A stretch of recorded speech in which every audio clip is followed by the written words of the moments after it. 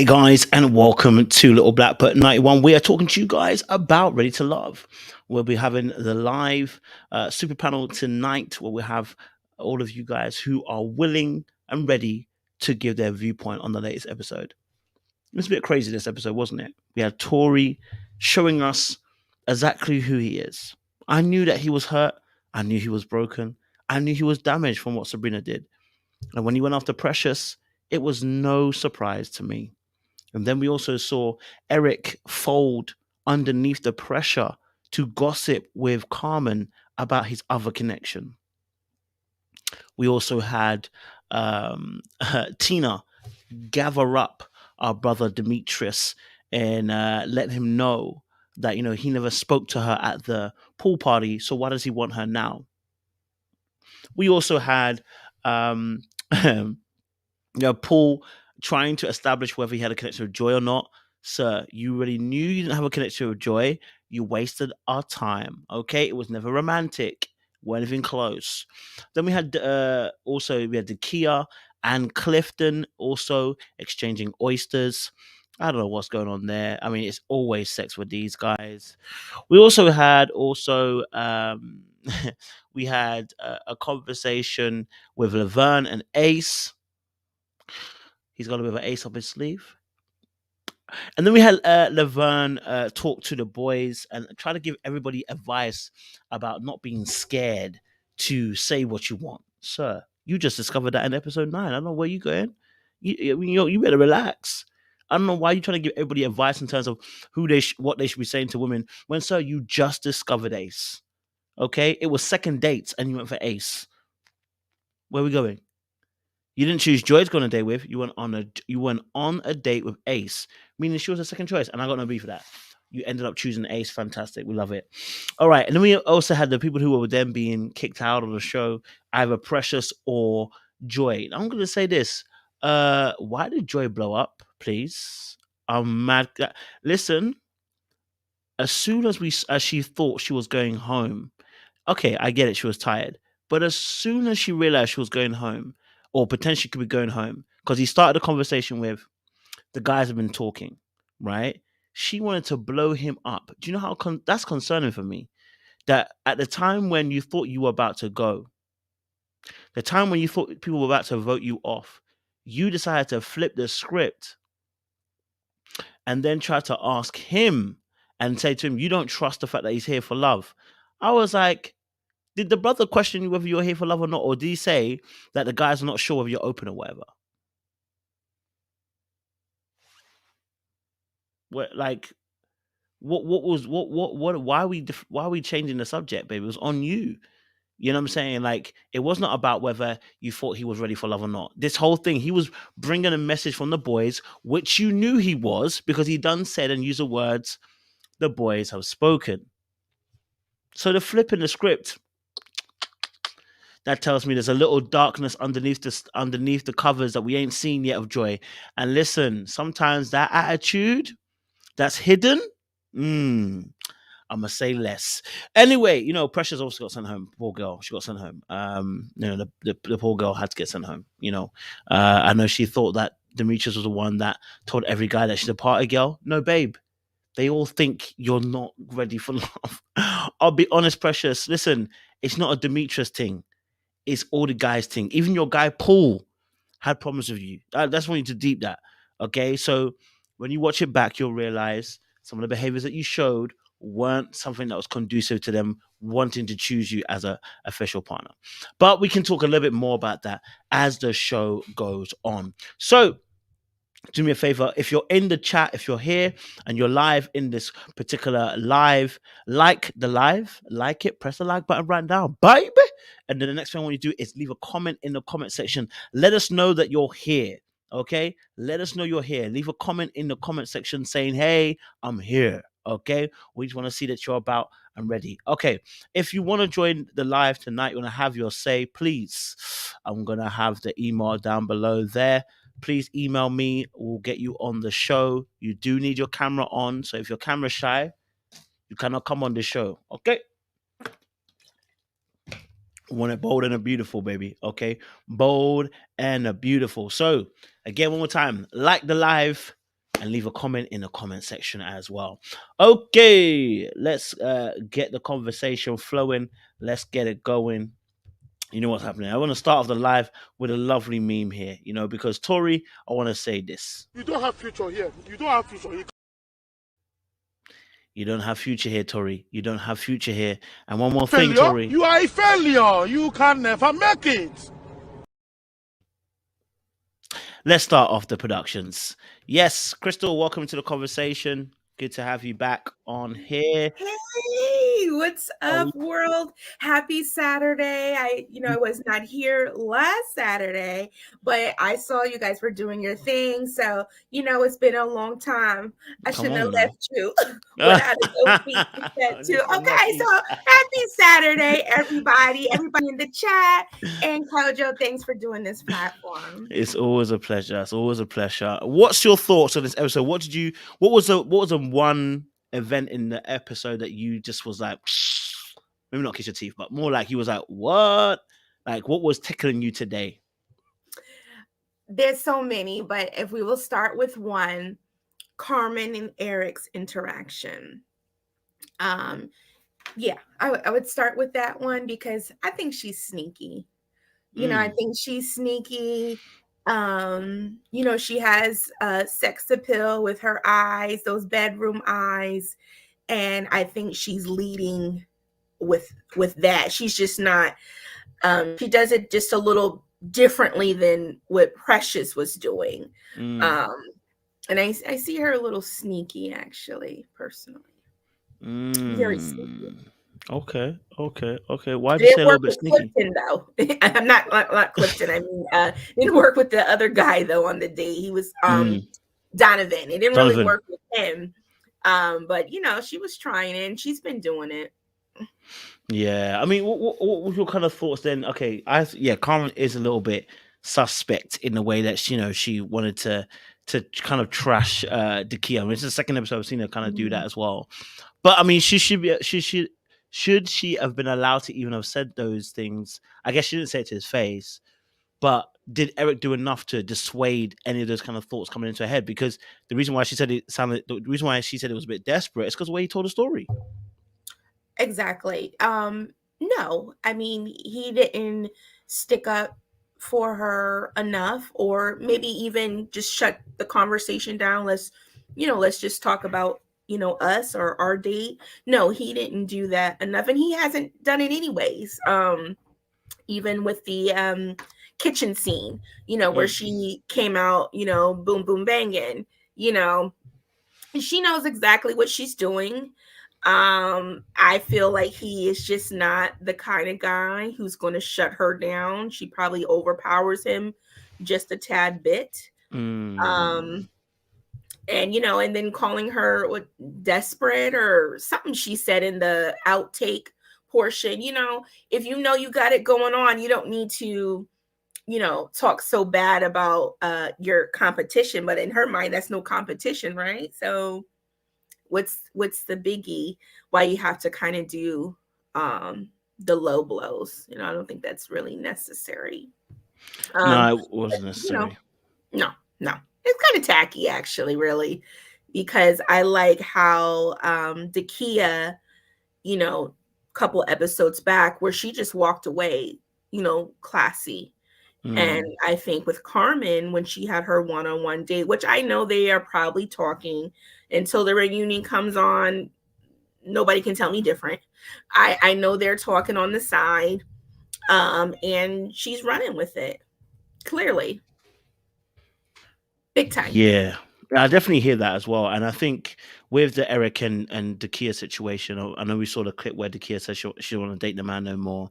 It was definitely a violation on his part because he was sharing information that didn't need to be shared. The information shouldn't have been passed to Carmen, who is a competitor of the girl that you like. That information should never be leaving your lips towards Carmen. You're treating Carmen as if she's a homegirl, but you're in real life. In real life, Carmen don't know the girl you're talking to and doesn't have no loyalty towards this girl. And is not in competition with this girl. But she's now in competition with this girl, and she sits in the same room with her on deliberations. How smart is this to say what you said about Eric Erica. That's Erica about Yeah, the that, you Kia. can call him an Erica. Lord of mercy, slip of the tongue, the Freudian slip. Woo. Shaba, Shaba, You boyka, know what I mean? boyka. He called It's a Erica. man's well, you know what I mean? I got that mixed up, but you know what I mean. Like you know, what makes you think you would say that to to Carmen, knowing that she's in competition with the Kia? It's just it doesn't make sense to you to do that. And he doesn't speak up. That's the type of guy that I'm Mm, getting with him. Again, mm, he's showing us, there's that saying, your first impression. Yeah, he had a good first impression, but he still never shut Carmen down before. And here we go. Now, maybe one of his things is, telling Carmen this is for TV, because maybe he want that for the side if things don't work out on this show with his choices. Maybe he feels like Carmen would just, be there or give him some, or, whatever. I always believe people have someone in their back pocket, unlike myself. Mm. But most of the time people have somebody in their back pocket. That's where they disappear for a little bit, and then then they're like, well, that didn't work out, let me go back to this old thing. Men do it, women do it too. yeah, I mean, to us, I think there definitely feels like there's something that's gone on between him and Carmen. Just that I kind of refuse to think that he's that naive that he thought that he could share this information with Carmen, like unless there's an ulterior motive there. Do you know what I mean? I think the worrying thing for him would be that what are you actually are you equal in this situation with Carmen, in the sense of some of the comments that Carmen makes, I can have it whenever I want, tells me that you might not be in a relationship you think you are with Carmen. This for her is her power move. You are going to be a pawn that can be used on the chessboard whenever she feels like it. Because look, Carmen's still looking for other people, baby. Okay, she's not resting her laurels on Eric. She's just securing Eric. That's all. She's just securing Eric, making sure that Eric is still there. And to be honest, I think Eric gets excited by the fact she has this kind of I go after men energy. I think he finds it a little bit sexy. I think he likes her being a little bit aggressive towards him. And I say that in a positive manner, not necessarily aggressive in a negative, but like she's forward with it, assertive with it. I think he likes that because he lacks assertiveness himself, because he's not able to put up effective boundaries. He was all touched on feel upon her as well today, all getting all shivers like he was about to catch the Holy Ghost. It just, yeah, all sorts of stuff was going on. I don't know. I'm looking at him like, bro, you are honestly, maybe you don't like the Kia. Maybe he doesn't like the Kia. Maybe he doesn't like Kia. Maybe he just doesn't like the Kia. Maybe that's the Kia, just part of the game. I mean, I did say it from the very first date they had. I don't think he didn't want her that much, but he took a number. But I guess that's part of the game as well. Facts. He's giving me almost Tory vibes. Mm. No disrespect for the comment I'm about to make for those who are Tori and Eric fans. Like, weak. I'm not saying a man needs to be, negative or abusive. That doesn't equate to strength for me and leadership. It just really means owning you and being that leader. We all have roles in a relationship. Which one do you want to play? Do you want to play the feminine role? Then that's the case, and I'd be with a woman. That's kind of what I look at it. I'm not saying I'm the end all be all in my opinion, but it's just my opinion. And he's giving me Tory vibes. Tori swears Sabrina's confused. No, bruh, she's not confused. But she knows that you're going to believe whatever she says, and you're still going to be waiting right there for her. Absolutely, and you made a good link there between Tori and Eric as well. It's like, and I think I don't want to say, I don't know if I should say it, but it's like Say it. they're carrying a bit too much feminine energy, the both of them, and I think that's why they're in the positions that they're in with these ladies. They're able to be used as pawns, unfortunately, because they don't know how to say, hey, this is me, I'm standing up on my 2 feet, and this is the line that I'm going down. If you fail to agree, All right, go to the left. Like Tory's now kissed Precious and went back. Like, oh, I definitely want Sabrina. After wait, I didn't know you even left. First of all, I didn't know you even left Sabrina. Number two, the fact you're going back tells me, fam, that you were pressed about the issue that happened with, you know what I mean, that happened at the games He night still. So, you was super know, pressed. Super pressed, Kojo. There is no doubt about it. Even in the men's lounge, when Tommy gave them the assignment for the week, and he said, you're going to go out with your second or someone you haven't really, given that time. I believe he said something that he already knows who he wants. It's Sabrina, or in so many words or whatever. But what I want to do, just real quick, all those people who are listening in the live chat, give a thumbs up or a thumbs down to this question I'm about to ask you. The way that Sabrina treats Tori, do you think she could get away with that with Demetrius? Thumbs up if you think she can, or thumbs down? My answer is thumbs down. The way that she told Tori the week before, all this process stuff, and she, kissed him for what, all this bullshit. That was just to string him along, and he's still doing it now, even though he went on another date with Precious. He just did it just, I guess, for the show. She could not get away with how she talks to Tori to Demetrius, because he ain't gonna put up with it at all. And I ain't saying Dimitri is my first pick at all, but you just know she wouldn't fix her lips to do that. What do y'all think?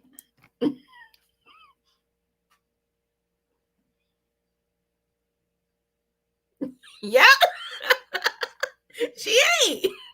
So this goes back to what we're talking about right now. For those who are just entering in, is Carmen and Sabrina, they know what they're doing with those type of men, which is, they're more of a submissive type of guy.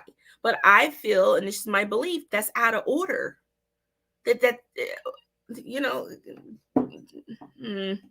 Let me stop.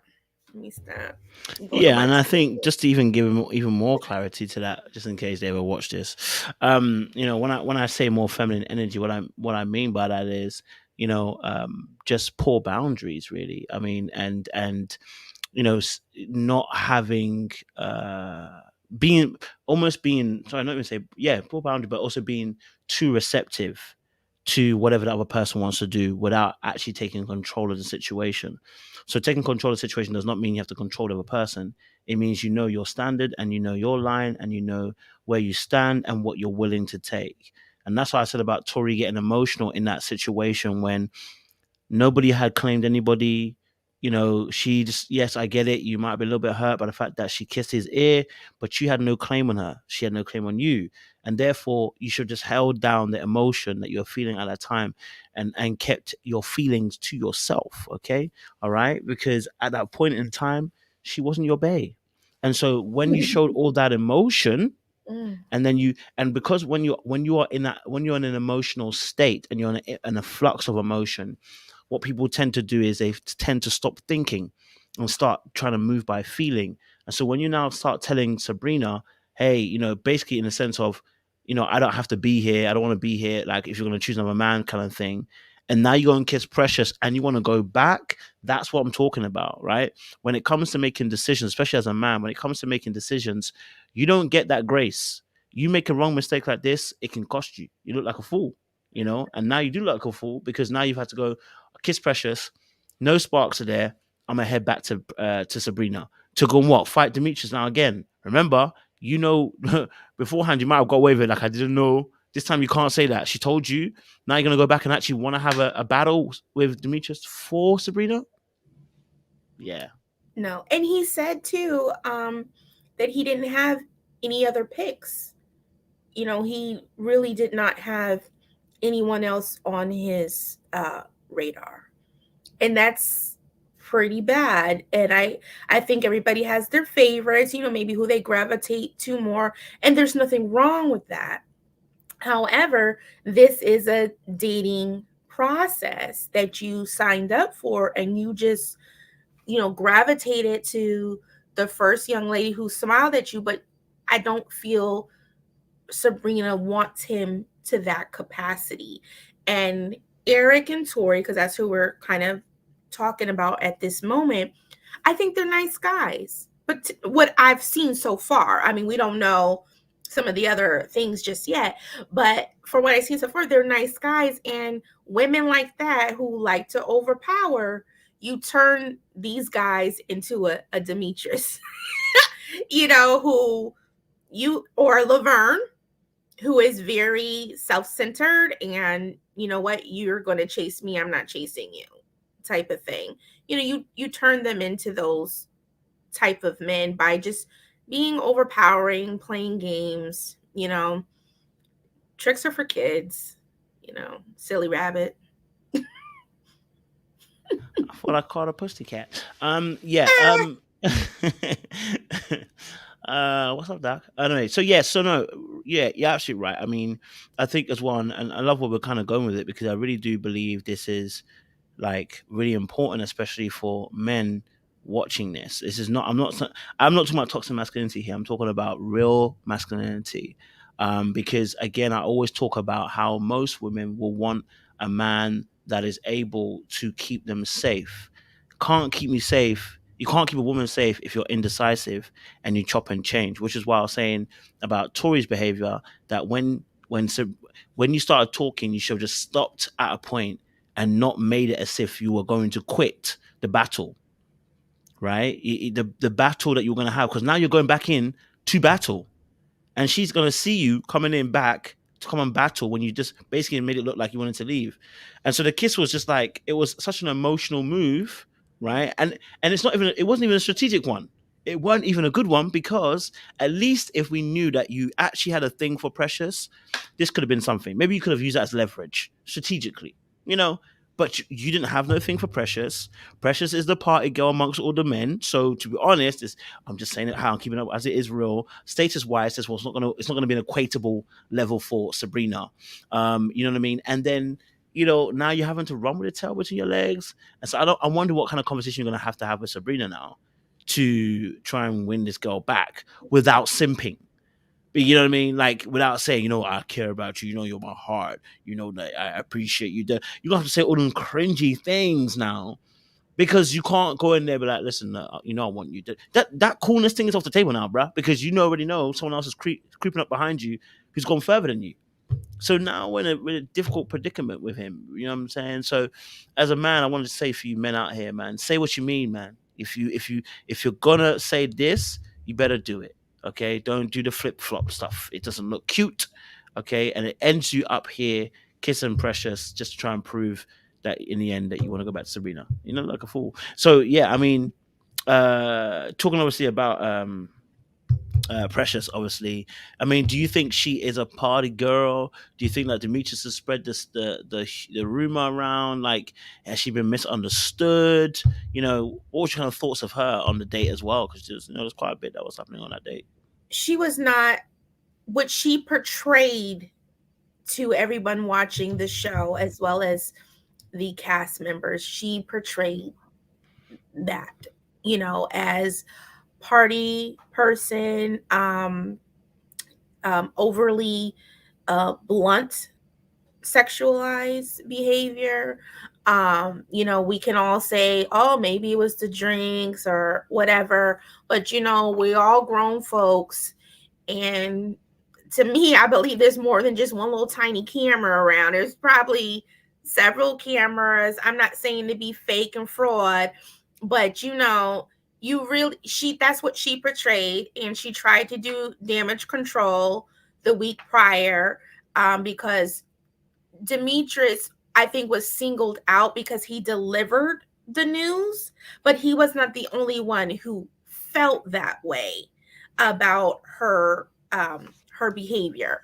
And I also believe because she's not that cute to the guys. Yes. Okay, so Joy, she can run around also with her cheeks out, and say flirty comments to a couple guys. Yep. talking about wet and all this type of stuff. I'm like, okay, we know we ain't talking about the water. Okay. Just different comments, and nobody really says too much to her. I don't know because Clifton's big and they think they're gonna pound Clifton's gonna pound them, or they just find her a little bit more attractive and so she can get away. It's the same thing with guys. And I'm gonna just be honest, and I'm pretty sure some of the ladies out here will be understand what I'm about to say. So certain things we let certain guys get away with. Not saying it's right. Okay? So certain things, oh, you don't call that much. Well, he fine, girl. Okay. If he corny and short, bye, Felicia. Okay, and it's not right, but this is what we do. If the penis is right, sometimes we kind of just say, well, you know what? I know he a jerk, but it's cool for now. Somebody else breath stank, not doing enough. We're not gonna let that slide. Is it right? No, but this is what happens. And I believe because they weren't really feeling Precious, that's why they said it. She's not the only one who's made sexual comments. She's not. So that's what I agree with you. I think definitely looking a certain way has played a part in terms of comparison, because Jakia said sexual jokes. Joy said sexual jokes as well. Carmen's been very sexual as well. And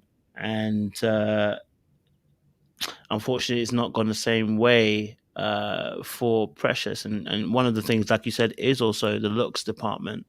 And I think also another way, again, because of the looks and the sexual jokes, I'm going to keep it all the way 100. Men will look at you as a quick fling. So you're good enough to sex, but you ain't good enough to wife, right? Whereas Joy will do the exact same thing, but will get away with it and potentially get wifed. And you'll be sitting there thinking, what did I do that's different? And it's all, and before someone says unfair, it's really not, because there are men in this world that say cheesy ass lines, and you girls will say you got the ick straight away. Fine ass boy comes to the same line to you, say, God, he's funny. Same thing. Yeah. Same thing. You know what I mean? When someone is good looking, they can get away with stuff, like you said, that other people just can't get away with. I remember one time in school, probably when I was like 14, some of the guys that stole some of the girls, like we used to have just the Nike Just Do It bags, the little bags. You take them to school, and some of the guys had stolen the girls' bags, right? But they were the good-looking guys, the popular guys. They stole the bag. So what did my black ass go and do? I went and stole one of the bags too. Guess what happened to me? What happened to them? I got beat up. Okay, they told me my black ass. They told me my black ugly ass should not be carrying their bag. Okay, so it's different. At that point, I realized people can do things the same, but other people will get away with it. You have to just be okay. That's just life. So unfortunately, looks do play a part in this for both women and men. You know what I mean? And even then, if you want to go deeper, the way you even do it, because some people have a way of doing it that you want to be engaged with it, and there's some people that do it, and you're like, that's a bit vulgar the way you're doing it. It's not cute the way you're doing it. Do you know what I'm saying? Like it's almost sounding like you're desperate, and you almost have to find that fine line between sounding desperate but sounding sexy. You know what I mean? Like not everyone can do sexy, and that's the issue. Not everyone can do sexy. Sometimes some people just don't know how to carry that sexual energy very, very well. So that's also another thing. But yeah, what was your thoughts? They should read people first. And that is something that takes practice, I think. But if you're a good communicator, you usually can feel the vibe. If somebody is feeling you, you're not going to be just dangling out there. And that's what was happening to Precious. She was just dangling out there. And that tells me that she didn't really catch in that they weren't ready to receive her in that, in that type of situation. Or she might be somebody, and I hope not, but she may be somebody that they talk to off camera. And so maybe she thought it was okay to be that way on camera because, they must like me, or they're texting me or calling me. But again, that could be off camera. I'm just making us, just thinking out loud that maybe that's why she thought it was okay for her. And really that could have just been somebody who's like a behind the scenes girl. There are guys who do that and women do it too. You know, Mm, you're not mm, really, wanting to keep them in the light. no, I'm not saying that's it's right, yeah, it's but not. But, it really does happen. And I think this is what kind of, my elders didn't teach me this. mm, Dating doesn't mean sex with everybody. yes, yes. Dating does mean getting to know what you want, or if you already know what you want, going after that, getting to know people, their ins and outs before intertwining. When I was growing up, it was that sex, you're a whore, you're doing this. That's what I heard around me. Not saying it was told to me, but you hear around. And that could lead us young women, because I'm speaking for women, that could lead us in situations that aren't so good for us. Mm, Because you hone in on one guy, and that guy probably was not a good fit for you and you weren't a good fit for him. So this process allows you to date. You should do just that, which is date. See what's going on. Besides, if they have a crease in their shoes from walking all day long and don't have a vehicle, or do they live at home? Do they not? How do they feel finances? How do they handle adversity in a relationship? There's so mm, many things that you can ask versus just all of the sexual pieces, because you may end up with no good sex at all, or not even sexually compatible. But I do feel like when you're emotionally connected, it does make it a little better sometimes. Um, but I need a little bit more than just the package. But I do need to see that pretty soon. Uh, for me, because I've been screwed over. It's been people I couldn't see without my glasses on. That's a problem. Sorry.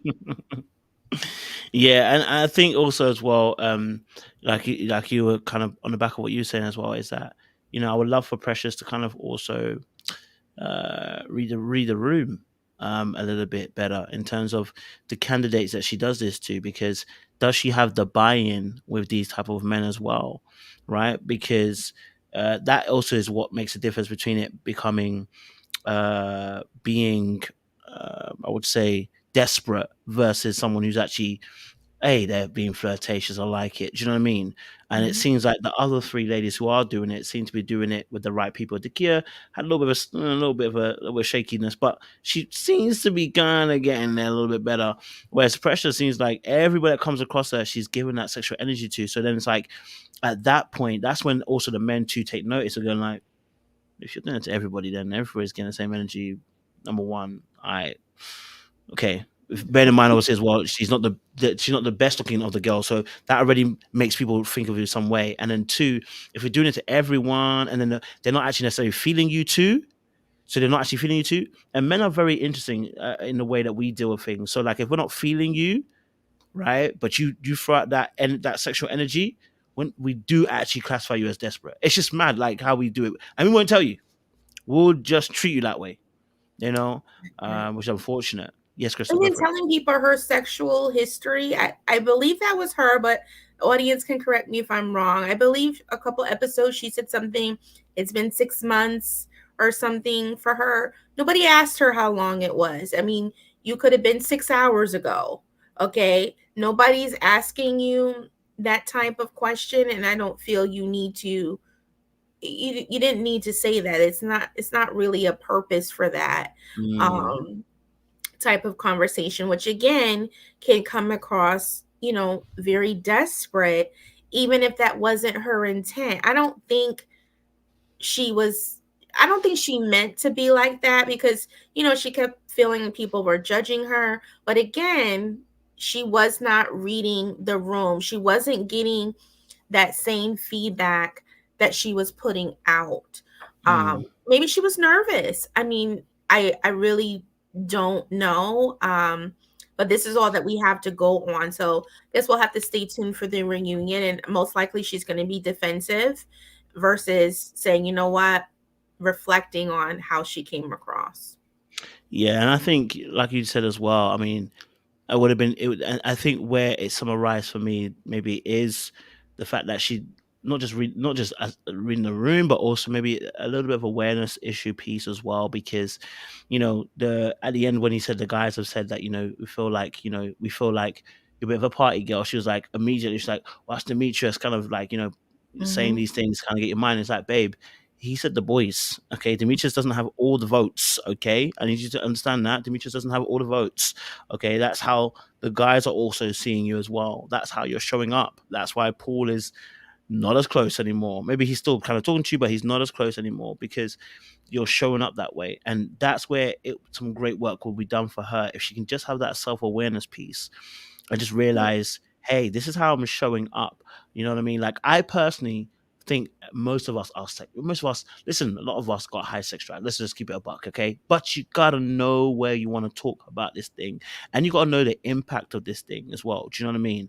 And if you're looking for something serious, and again, someone might say it's unfair because Joy will come and collect Clifton just like that. I hear that, but that's not you. And you gotta know, you gotta know, you gotta know. Do you know what I mean? Like, it's not working. So and where the key part of the episode with Tori that happened that really I felt a little bit sad. Maybe it was chopped up.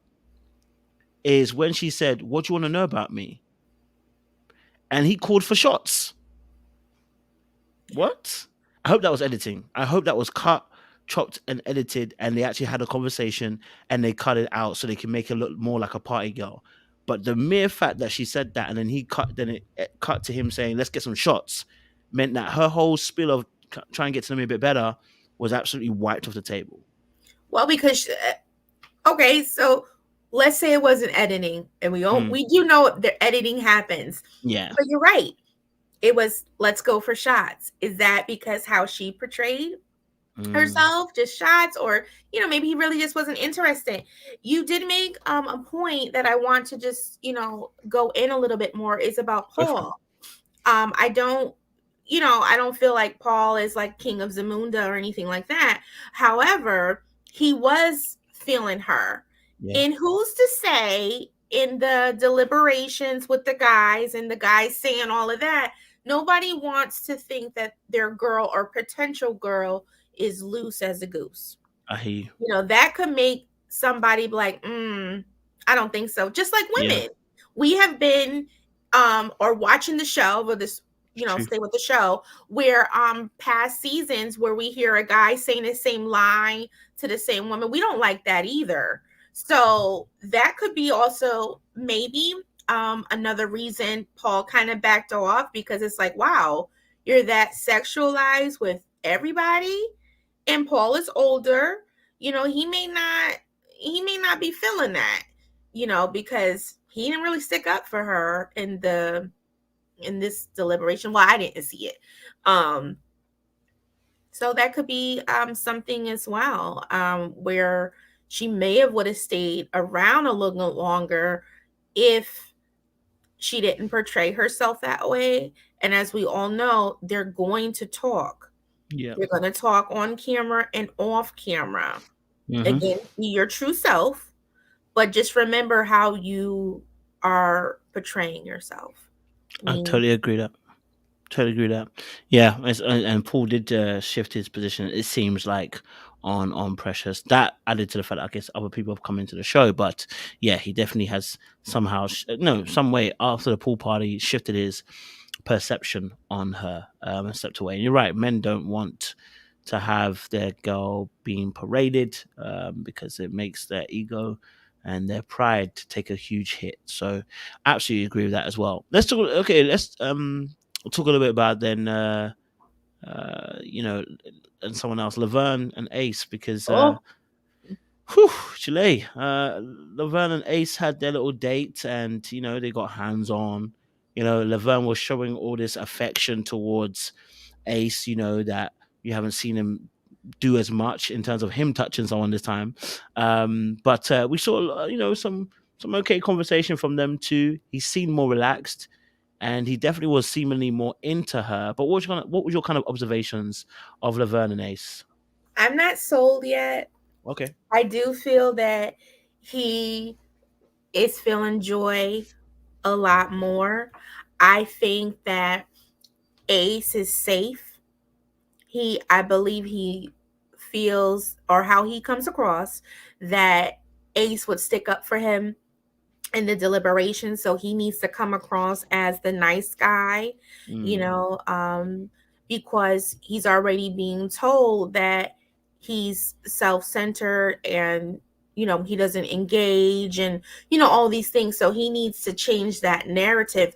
This is all chess for him.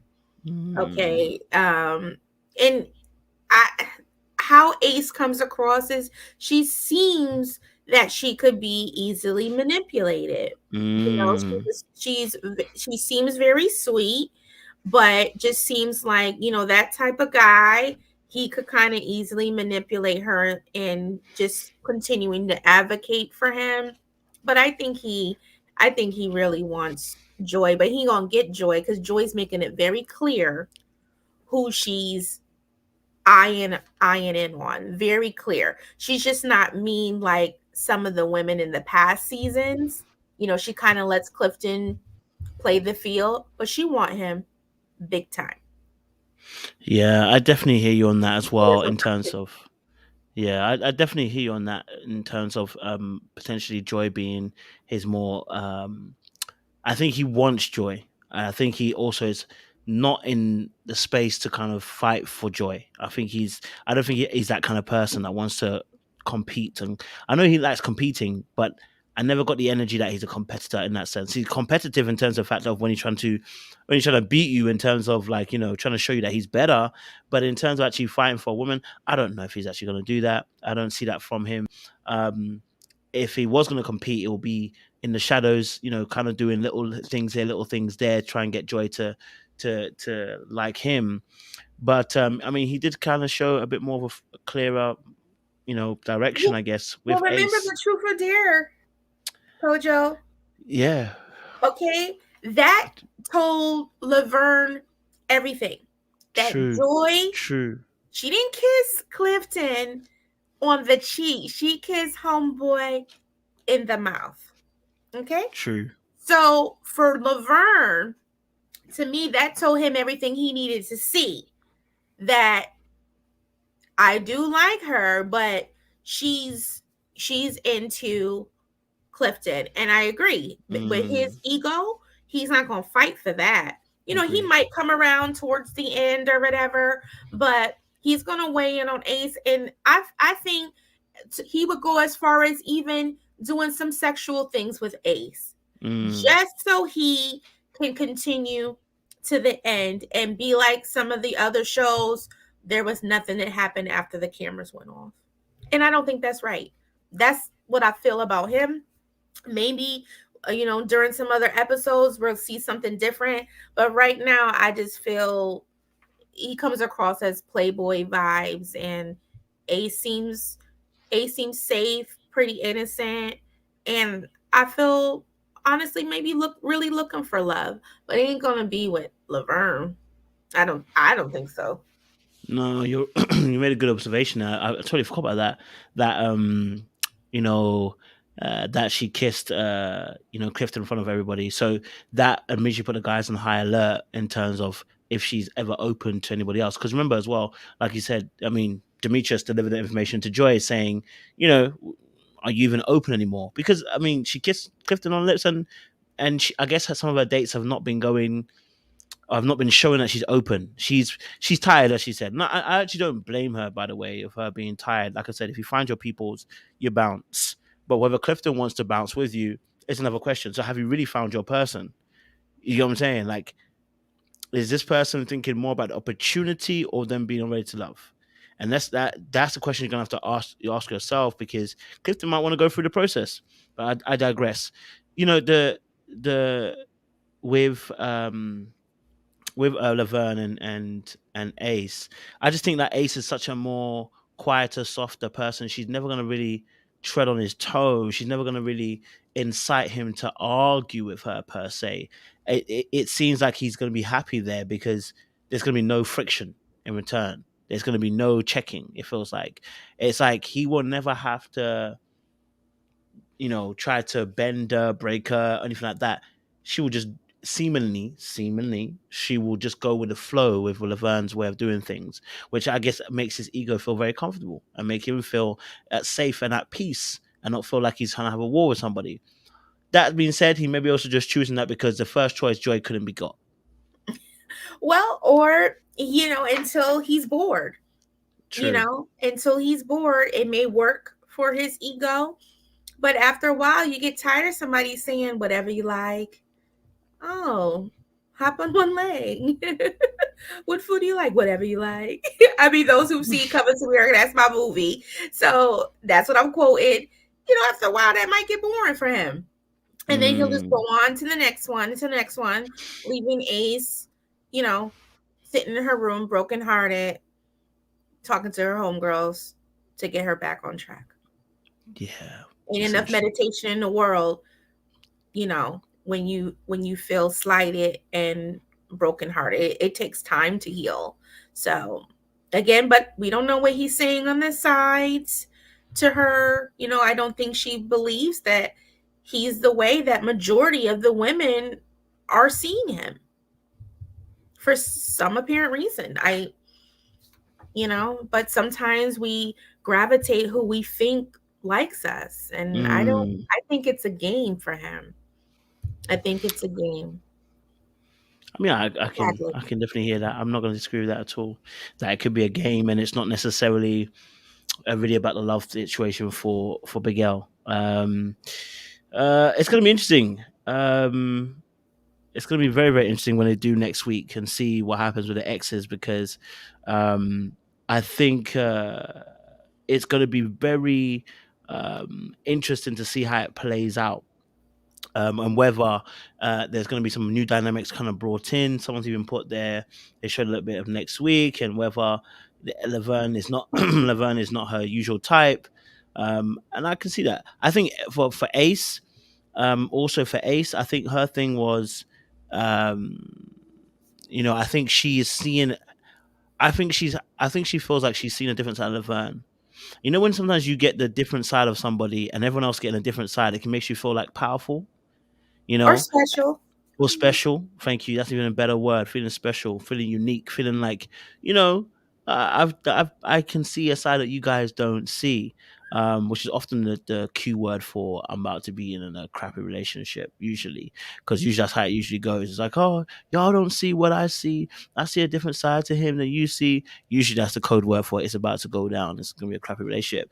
But she's gone against the grain of what everyone said, and she is getting a different side of Vern. For how long, I don't know, whether it's just her and that's the energy she brings out of him. But it's going to be very interesting to see what's going to happen next week in terms of their exodus dates. Will we see Laverne break out, and will we see a bit of the jealousy kick out? Or what will we see from Laverne? Because I don't feel like he's good under pressure. I don't know how great he is under pressure in terms of relationships. He might be in bodybuilding, but I'm not sure about relationships. What are you saying, Crystal? I agree. I am curious to see how he handles the ex situation next week. I really am. And changing just a slight bit, I'm curious what happened with Eric and Takia. Oh, yes. Because you mentioned next week's episode. Yeah, what's your so that's the only reason. I don't know. I mean, what we saw is she doesn't seem like, I know they want us to watch. That's why they don't want to tell us everything. But, for her saying that she chooses not to date him any longer, I wonder what that is. She doesn't seem as flaky as the other season, where the one lady just, to me, I think just went too far about being in the alley at 3-4 a.m. in the morning, whatever, tomato. So I am curious to see, again, it's stuff that's being done off camera. From past seasons, they say production tells you to not do things off camera. Going to houses, hanging out, all of those type of things. So, is it a phone call that disturbed her? In the past, some have said, people's anger, or attitudes over the phone. So I am curious to see, why is it that all of a sudden she does not want to date him at all? And you see Carmen, with her little eyes just looking. So, um, what's your thoughts? What do you think that's about? Oh man, it could be a number of things. I mean, I think it potentially could be the fact that he spoke to Carmen about the kiss situation where he made it sound as if the kid was basically trying to come after him, fiend after him. It could be that. It could be a fresh new incident. It could have been something that was said offline, like you said, off camera.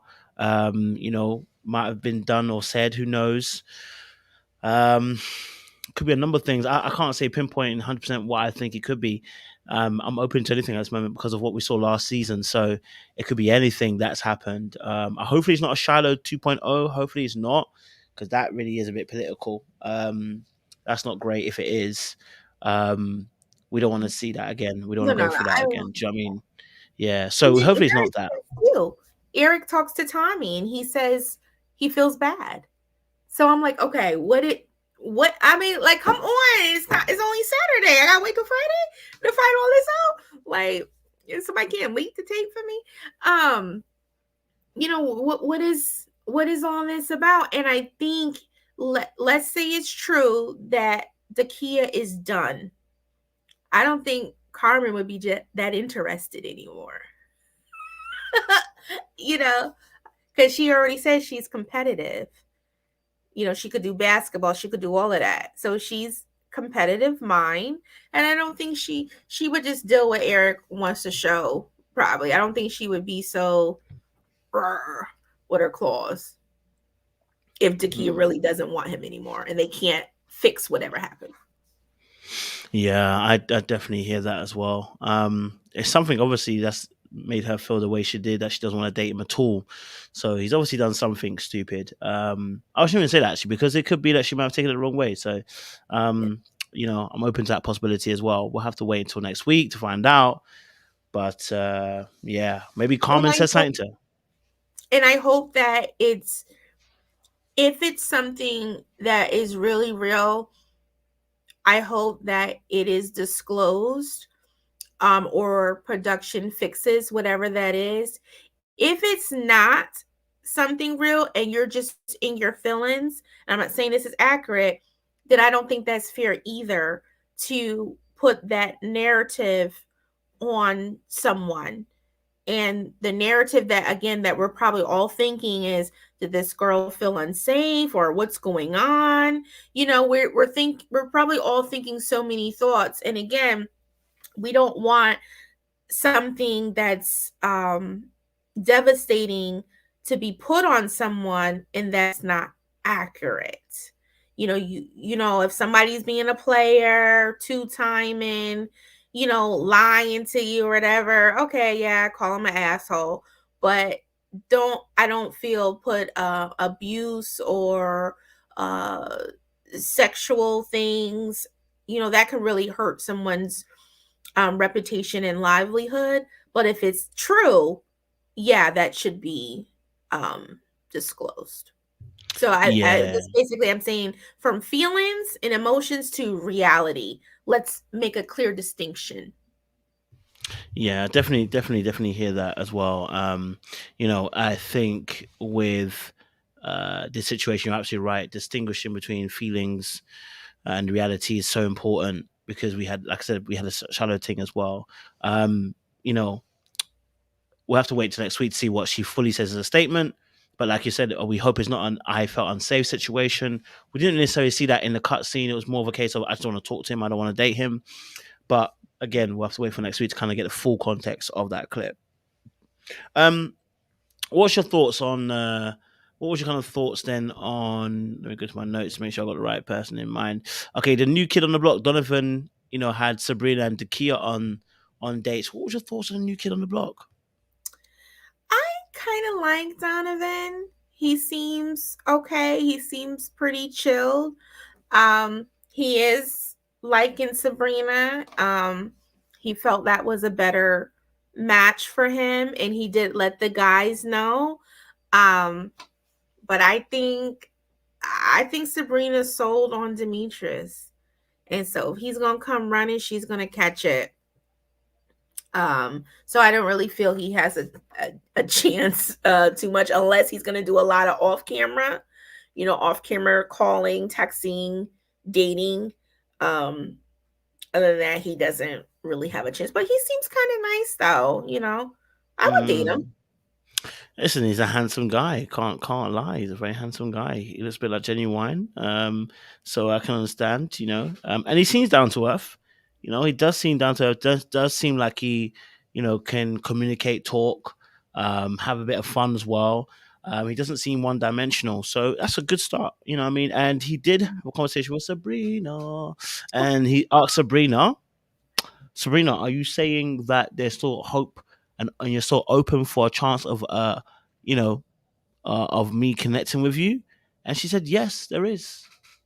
And he doesn't seem overly sexualized, so I guess if I would have be on the show, I wouldn't approach him to be like, my name is Crystal M. I'm the best on the DJs. Well, it's a film. Because he seemed like he would be turned off by that. So I think, he's gonna be like Tori. Sabrina right now, I feel she is wanting Demetrius, and she's playing the game also. And I think that's what guys need to understand. Just because you're playing the game, no offense, Coacho, and all the other guys listening, we can too. We can too. Don't let her little smile and soft voice fool you. She can play that game also. And so she may end up passing up a nice guy because she wants Demetrius. And not saying Demetrius won't be a nice guy, but may not be for her because she's playing a game. Again, games backfire on people. Yeah, I think Sabrina just wants to collect all the gemstones of the gauntlet, man. She wants Avengers stuff. Like, I totally understand it. Listen, she's enjoying herself. She's soaking all the attention up. She wants to play the game. She wants to go towards the end. She wants to reach the end of the process. A lot of people say that before they make their decision. What they really mean is, guys, I ain't going to choose nobody, okay? Because I want to get to the end of the process. I want to be on TV. Yeah. Like, I get it. You want to, because I'm sometimes saying to myself, like, how long is it going to take before you know who it is you need to go for? It's quite similar to also the Phil situation. I love Phil. And Phil knows I love him. But now I've clocked, I'm like, but why do you need to go all the way to the end of the process? What kind of conversations do you need to have that will take you to the end of the process? What else could they have said?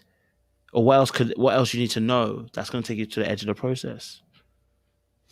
I don't know.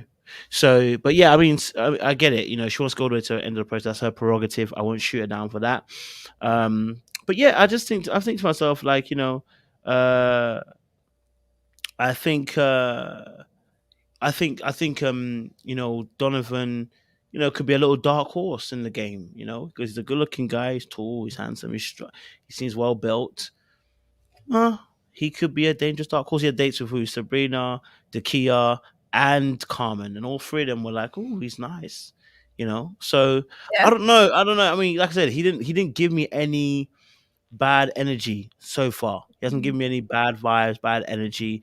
He just seems pretty chill and likes to have a bit of a laugh. He's got kids. Now, who had the 5 months just come out of a divorce? Was it him or was it Sabrina? Who was it, the person? Because it's Sabrina who said it, but I'm not sure if she meant him or she meant herself. That 5 months divorce or whatever. Yeah, because they both agreed that they had just got out of a divorce. So I do think it was her, but he kind of did expound on that of, they're both, been divorced and, I think he also said he has a good relationship, with his ex, because of the kids or something like that. Oh, but hey girl, we got some company. Hey girl, hey. What's up? We got the red lip on. Red lip. Didn't even know it. Right? Don't play with us now. Save us. Hi, NJ, you're right. Welcome to the show. We're just talking about Donovan and his connections with the ladies. Want to kind of get your kind of thoughts. What was your thoughts on old boy Donovan or new boy Donovan and the ladies as well? Brother's a speed dater. I see it now. Like, he getting around. I'm not mad. He said, look, I got to catch up. I got to get with the program. Everybody's making their connections, and I came in the game late, so I got to see who's my number one even going to be. While Tommy talking about the number two. So I'm not mad at him. He had to take the ladies out, and he has to make his rounds. You know, last couple of episodes, we've been seeing him at least go out on one date with, you know, various ladies so far. And I'm not mad. I'm not mad. You got to figure out who you want. You're coming into the process. We're on episode 7. So you're like a couple of weeks behind already. And so you're definitely playing catch up between him and Tina. They're the last two. So they have a lot of work ahead of them to try to finagle their way into some already established connections. So I'm not mad. You got to do what you got to do. It was a busy week for him. And I'm glad you mentioned that too, of them just coming in, because Tina also, and she was a little aggressive a little bit with Demetrius at first. He needed it. He did. No. But I don't know if that was the right that straightforward. And I say it like this. He needed that straightforwardness to make him come out, because it was on the harsh edge of tone. You know, I like to say the tone, but he needed that because everybody has been letting him do what he wants because they haven't been speaking up. And she came through saying what she got to say. And like, hey, look, you need to stake your claims in this ground. If you want some territory, you over here just letting all the women talk to you and come to you or whatever, or talk about you, according to her, because apparently the women has been giving him a little slack on being a player, in her opinion, or whatever. So you need to step up and make it be known that you interested in somebody. And for you to just now been here since day one and just now letting Sabrina know the week that I come that she's your number one, that's kind of weird and interesting too. Like, what have you been doing all this time? Sir, I'm getting player vibes. You've been in the background. And then the fact that you didn't even talk to her at the pool party, but you waited to take her on a date later on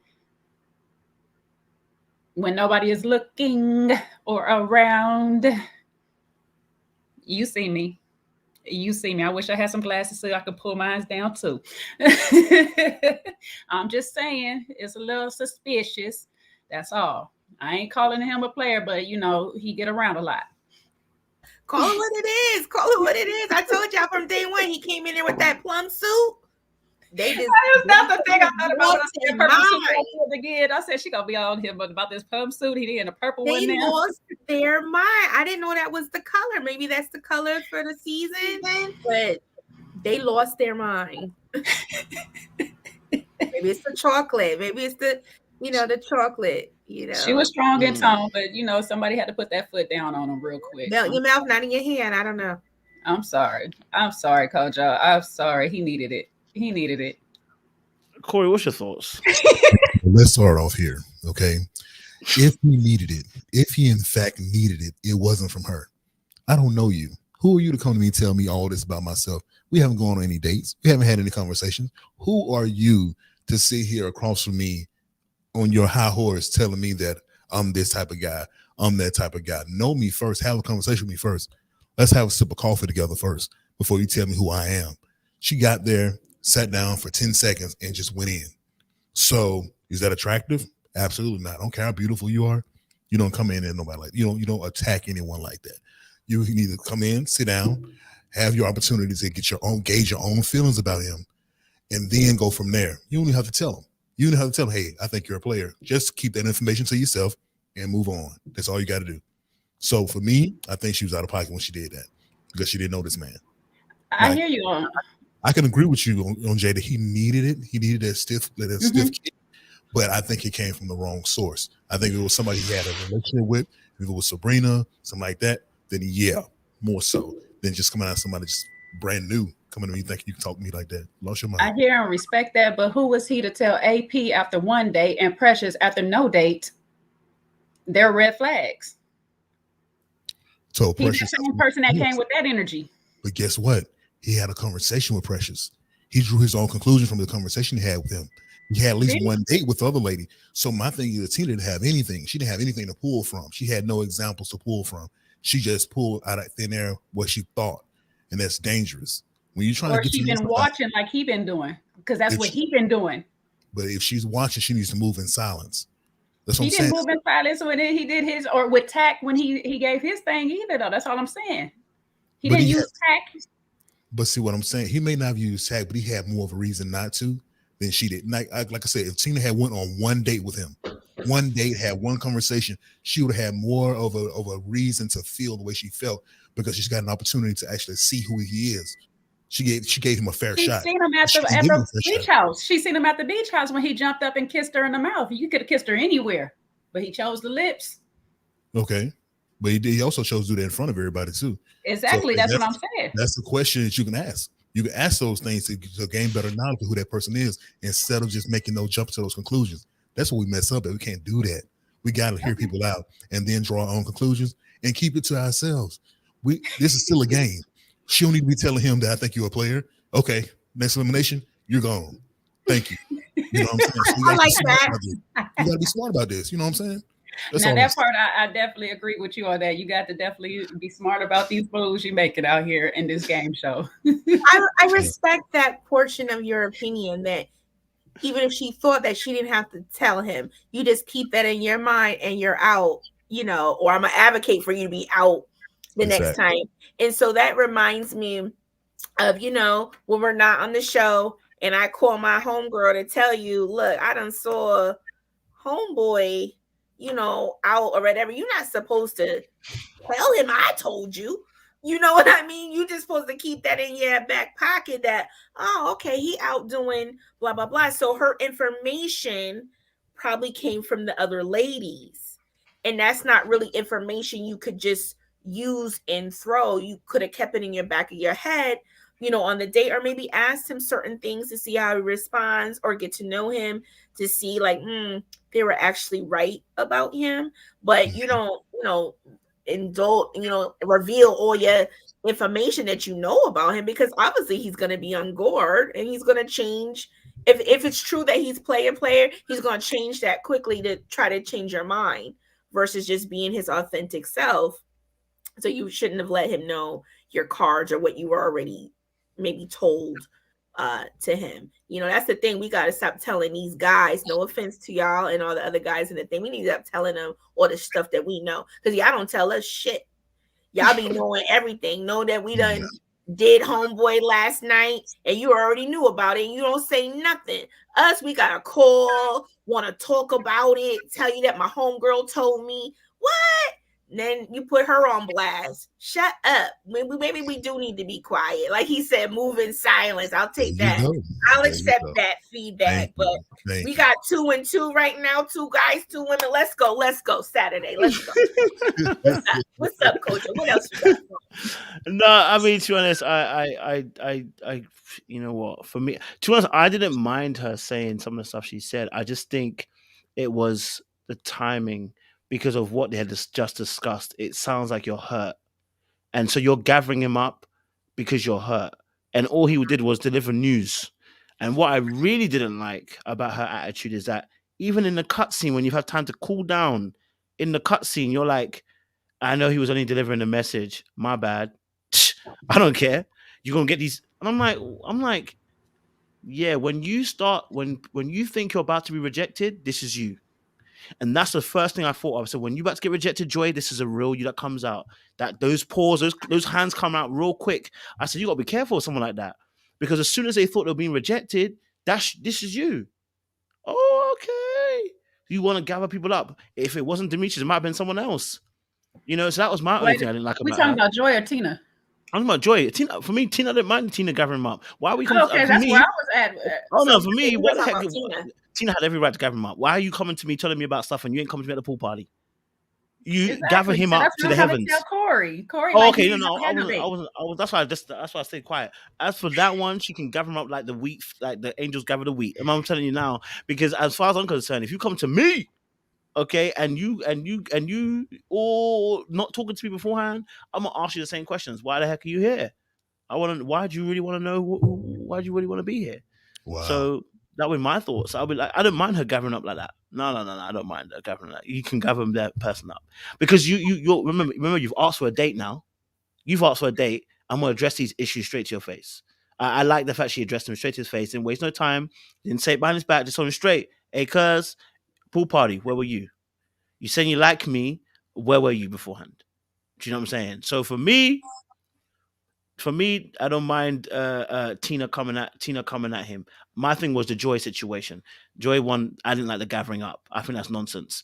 But for Tina, if she wants to gather him up, I ain't gonna be for that. Nah, All right, so how would you handle that, Kojo? You're popular, you're on YouTube, and this young lady sits down to you and says, well, you got mad girls emailing you, talking to you, and you like, well, dang, this is our first date. How would you respond? Well, if I would use the context of obviously if I'm on the show, because if this wasn't the show, I don't know why you're talking to me and say those things. Stay in your lane, miss. But no, if it's a show, I'm very much aware that we're dating other people. Do you know what I'm saying? But because what I felt was not, which I felt was fair game, was that she mentioned the fact that at the pool you didn't come to talk to me. You seen me, didn't say nothing, was all standoffish. Do you know what I'm saying? Right? Now, would I be happy about the fact she gathered me up like that? No. I wouldn't be happy she gathered me up like that. That's a different question. Does she have the right to gather me up like that? Absolutely. Now, would I be okay with that? You gonna gather me, you gonna gather your things and get out of here. Okay? You're gonna end up paying for this date. That's what's gonna happen. So for me, no, because I would have rather you ask me a question as to why I didn't come to you at the pool, rather than accuse me of what I've done. Why not ask me, why didn't you come to me at the pool? But it sounded like you already made up your mind. But I also understand why she gathered him up. That's the only thing I said I agree with her. But at the same time, she got to be ready for what comes back. It wasn't a great start. Okay. So if she wanted to make it work and you gather up a brother like that, just remember when you gather him up, he might gather his things and leave. It's what it is. What you saying, Corey? My thing is this though. I think that she was out of pocket because she's only been on the show for 2 episodes. You know, she ain't been on that very long, right? So she was expecting him to be coming to her because Tina's been getting a lot of attention. She's used to getting fine all that as well. attention. She was looking fine that episode. Beautiful. I'm not denying that. But she's used to getting all that attention. So this one man who did not give her that attention, now she's like, what's so special about you? Why didn't you come to give me all this attention like everybody else did? I think the same way you're saying for Joy applies to Tina as well. She's not used to getting that rejection either. And there's a piece of that showed in the interaction to me, because when she got there and started talking to him, she didn't even give him an opportunity to show himself. She didn't even interact with him. So if he asked you out on a date, say, okay, now I finally get to see Demetrius, finally get to see what he's about. No, she came there with the thought of why this man didn't come fleeing like everybody else did. Why he ain't coming to me like everybody else did.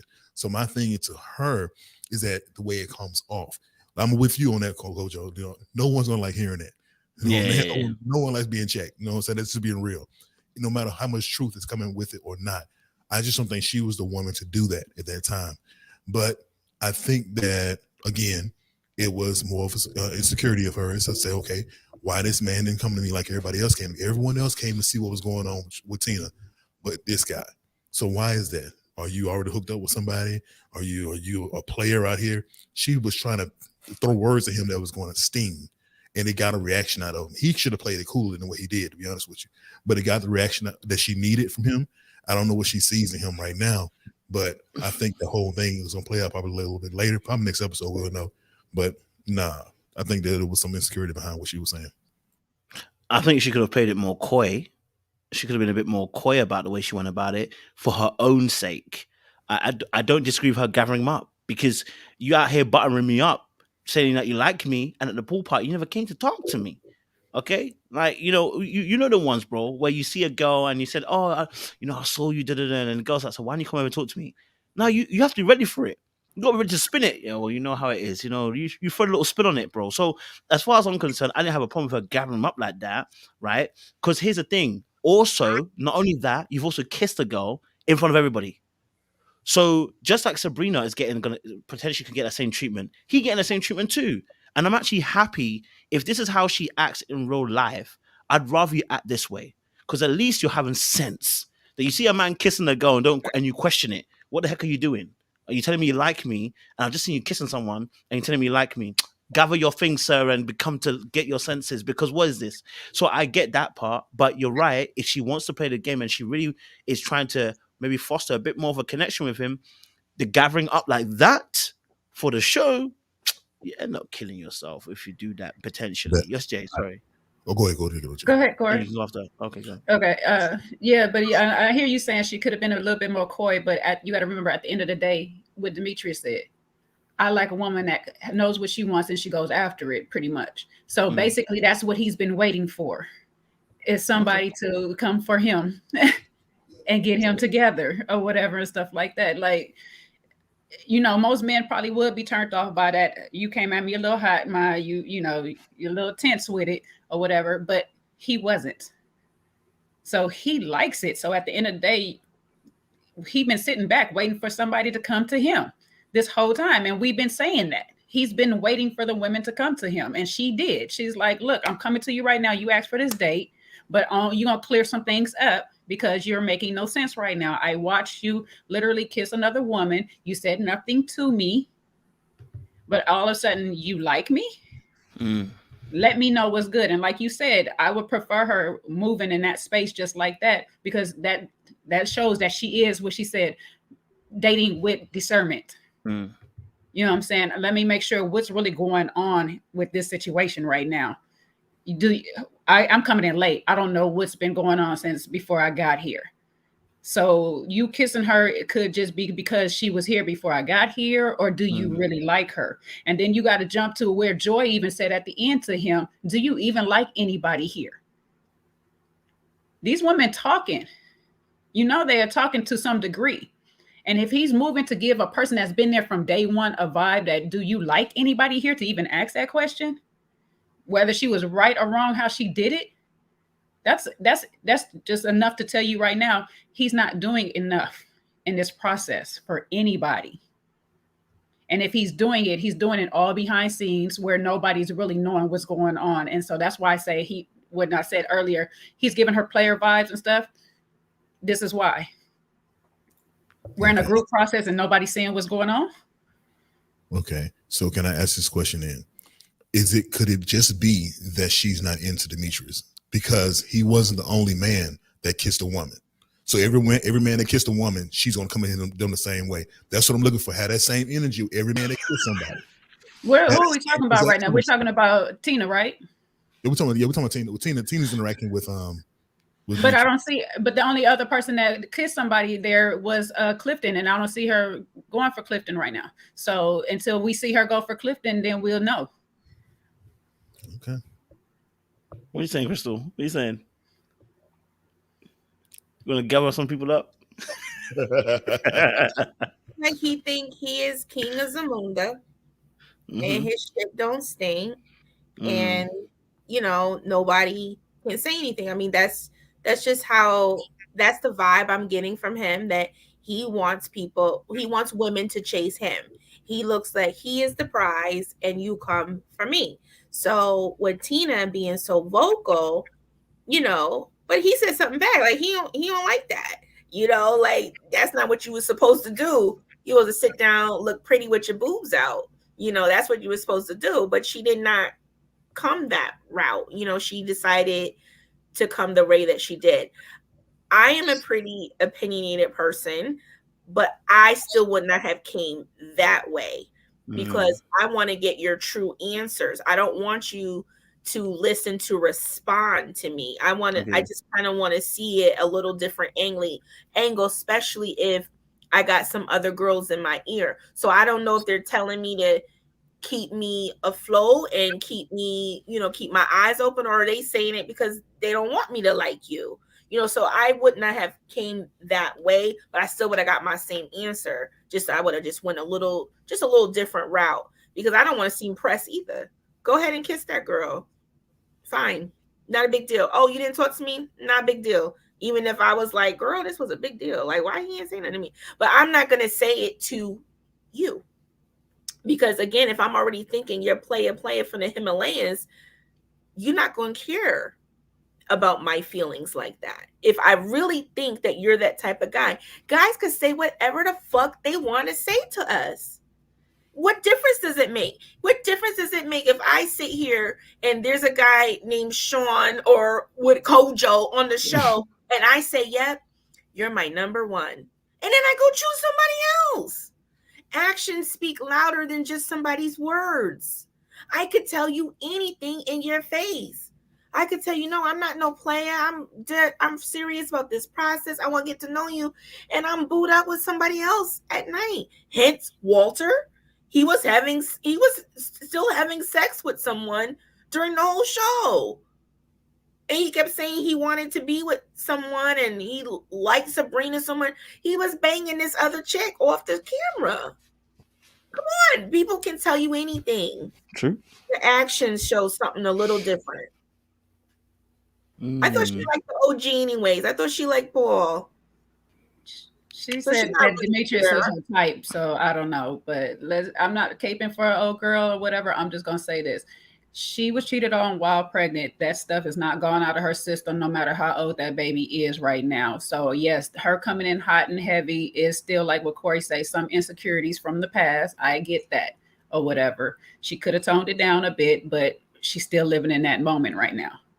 So when it comes to cheating for her, it's going to be a sensitive subject. And until she managed that, I think always going to come out this way for anybody she encounters. I agree that. I'm with you on that too. I agree. I'm with that. Yeah. I just kind of forgot about that point that she had gone through that. So that will play a part in the way she's even probably thinking, I don't want to get played again or whatever. That's a fair point. Extra protective. Yeah. That's a fair point. Okay. Let's talk a little bit then.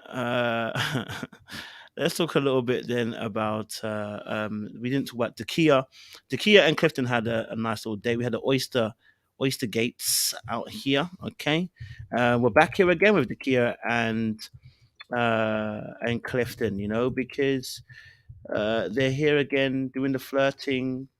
I don't know. I think on this episode, I felt like it was more Dakia kind of doing the sexual jokes, and he ran with it as well. So she's like, "Oh, I know you want to put that thing in my mouth," and he was obliging to the jokes as well. But yeah, she said she brings out a different side of Clifton. I'm like, baby, I don't know if you're bringing a different side of him. This is him. He's been doing this with Joy too. He a freak leak. Okay, all right. So you're not. I don't feel like you're bringing anything different. But what did you guys observe of that date? What's your thoughts around Dakia and his particular and Clifton date? Is Clifton feeling her a bit more than maybe we realize, or is still Joy number one and there's no shifting and no moving? We already know Joy said no number ones for her is going to change. So, what's kind of thoughts on that then? I don't think so. What's confusing is the way their date went is how their date went before, where they seemed fine, but he made a quick point in his outtake. He said she's like a 9 to 5. So I'm like, okay, but I'm like, what we see on camera, they're flirty, they're smiling. So what's going on off camera? Is she not available in the evenings? I almost took it like she was kind of boring. And that's when they started talking about some of the other activities. And he mentioned skydiving and, she was, talking about other things that she liked to do. Because he was saying, she feels like a 9 to 5. I mean, but he was the one, wasn't he the one who said early on that Joy is wife and he could maybe smash the Kia or something like that? I think that was him. So again, he is okay with having sex with her, but almost as if she's boring to him. And there's nothing else but that. Even though I don't see Dakia as boring, but I ain't dating her either. So I'm hearing you on that. He's comparing everybody to Joy, like Joy's comparing everybody to Clifton. Mm. Yeah, I'm gonna pick up from right there because, like you said, he came into this date basically saying she has a 9 to 5 hat on pretty much all the time, meaning that she's always business, and so he wanted to see her fun side. So a part of him does feel she could potentially be boring until the date occurred, and that's what he meant by wanting to let her hair down and see the other side. It wasn't so much the feet and the oysters and all that. That's just typical Clifton. Okay, Clifton is a big old flirt. Okay, he's the manly man flirt, period. But as far as seeing her other side was more so, can she actually enjoy life in the moment? Can she have fun? Can she go and do things? He wants to be adventurous and stuff. And so when she started talking about, wanting to skydive and do all these things, it started opening his eyes like, oh, wow, I do see more of you. I do like this other side of you. You are a little bit more adventurous and stuff. So that leads up to more of what I want. Because if remember the episode 1, she was the one who was talking about traveling, and they were trying to figure out which beach they would go to and things like this. So there is some connection there. Is it as high as Joy's? I don't think so. But there's something up there that keeps her coming back, because this is technically like the third date. If you count the first time they sat down and really was talking to each other by themselves until Keena interrupted. So there is something there that he wants to see more, but it's not all out like Joy's is. We see Joy have fun. Even with Laverne, she has fun no matter who she's kind of with. She's just her in that moment. Dakia is business Dakia and off work Dakia. And so that's what he's trying to break from or whatever, because all he says he's been seeing is business Dakia. He want to see that when 9 to 5 is over, when your shift is over, who are you then? And so that's what I wonder if with him, is that going to be a problem, because she has those two different sides. See, Joy is one dimensional because her job is different. It's not necessarily a 9 to 5. So she can be a little bit more free and just herself all the time, where Dakia has to put on her professional hat when she's around certain people and then let her hair down when she's not. So that's where we're going to have to see if he makes that decision, if he can put up with that for the long haul. You know what I'm saying? Yeah. So for me, I picked up on it a little bit differently. That 9 to 5 speech.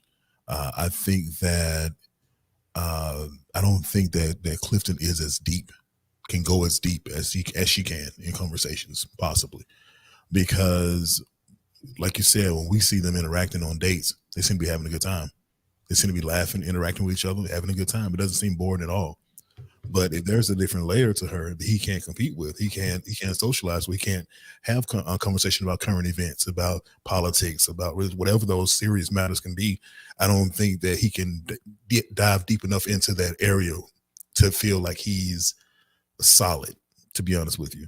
And as a man, we want to be intelligent to our woman. We want to be smart to our woman. We don't have to be smarter than, but we want our woman to see us being at least being smart or intelligent.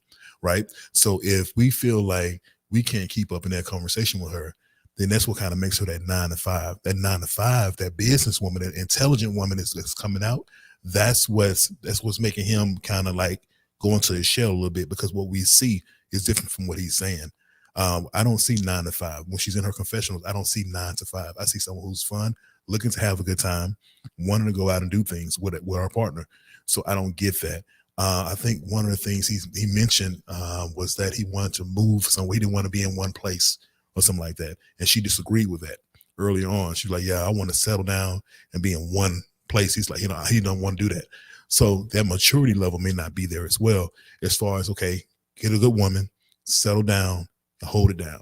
He still wants to go out and have a good time with his woman, because go here, go there, travel and stuff like that. She's not saying she's not with that, but she's still more grounded, from what I can tell in their interactions. Is how she moves, how she carries herself. So to me, it just seems like it's maybe a little bit more there, more so on Clifton's side than it is on her side. Just my observation.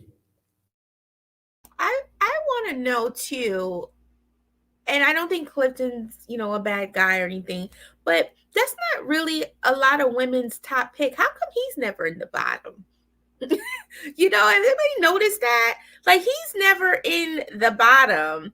And I'm wondering, is there some type of, loyalty to Joy? where nobody wants to put him in No, the body. last week his name was called a lot. It just happened to be Laverne and Wally that had a higher number than him. But his name was called a lot because Joy's face was just as his this week, like his was this week when everybody was calling Joy. They both was looking like this. So their name's been called a number of times, and where he's just a homeboy. There's no connection there, just the same as Joy. So I hear you guys. Yeah, I mean, I don't know. Is it?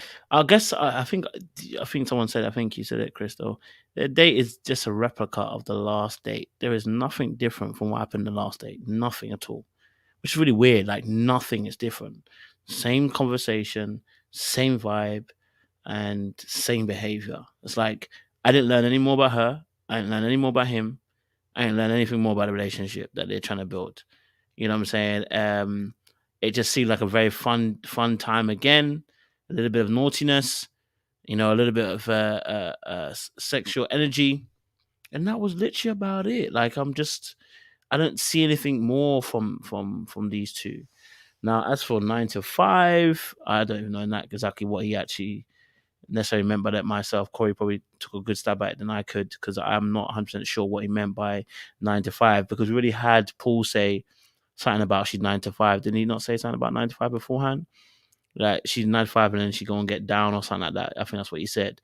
So I guess she can be very formal and then she can get down. Maybe that's what he meant. I don't know. But yeah, I mean, I definitely agree. I think because I assume, and I'm making that assumption because of her job as well, that there's probably a deeper side or intellectual side that comes with Dakia, and that's why I feel like sometimes I wonder if she's turning that off to try and fit in. And maybe that's why the sexual energy is coming through so much. It's like almost trying to fit in with that, I'm this way. But I'm like, babe, I don't know if you're that way though. Are you really that way? I mean, because even the sexual energy sometimes it'd be a lot from you. And I'm not sure if that's actually you or you just trying to fit in. You know what I mean? So I don't know. Maybe there's more sides of the kid we haven't really seen. I wish we could see some more because the only time we got to see that was with Eric. And every time we're with Clifton and everybody else, it just seems like we're just trying to make connections so we don't get voted off. And I think maybe that's where a lot of them are. They're just not trying to get voted off.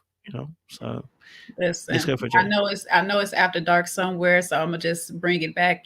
Somebody said last week the way that Carmen closed her eyes as she ate the pickle. No, baby, Dakia looked dead at his eyes while she took down that oyster. Okay, that's right, Dakia. You show him how it is. Show him who the boss, mama. That's right. And she said she has no gag reflexes. Remember that? I said, don't have no gag reflexes. That's what she when I heard that, I said, "Ooh,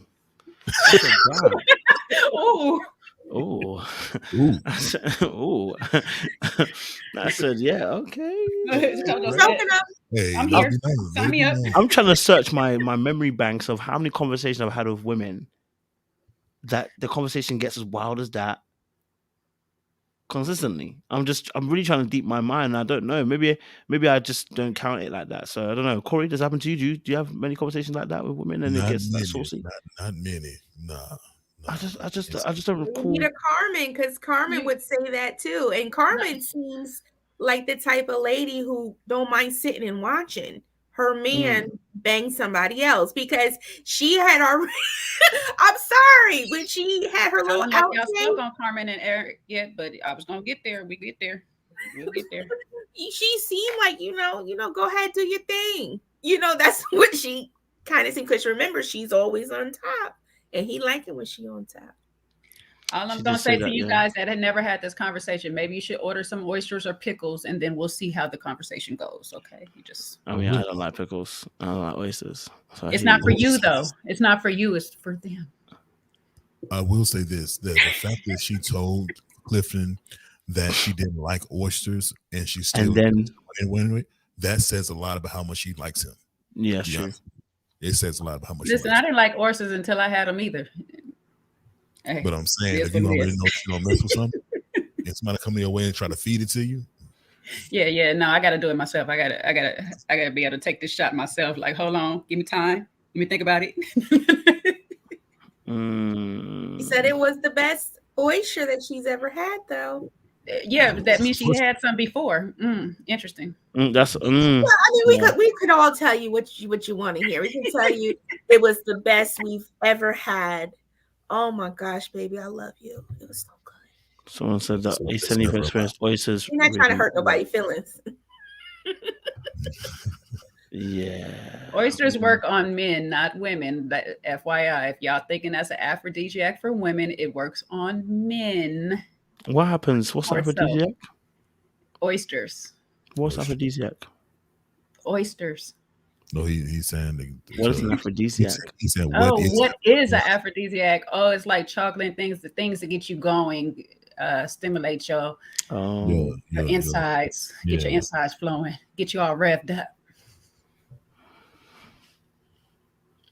You can associate with sex. Kojo right now Googling real quick. Like, let me look real quick. That's why I told you. Where to get oysters from? Why tomorrow it's gonna be an alert that he's doing a podcast for oysters. He's gonna have an expert on where to get oysters in Birmingham. All right, let's talk a little bit then.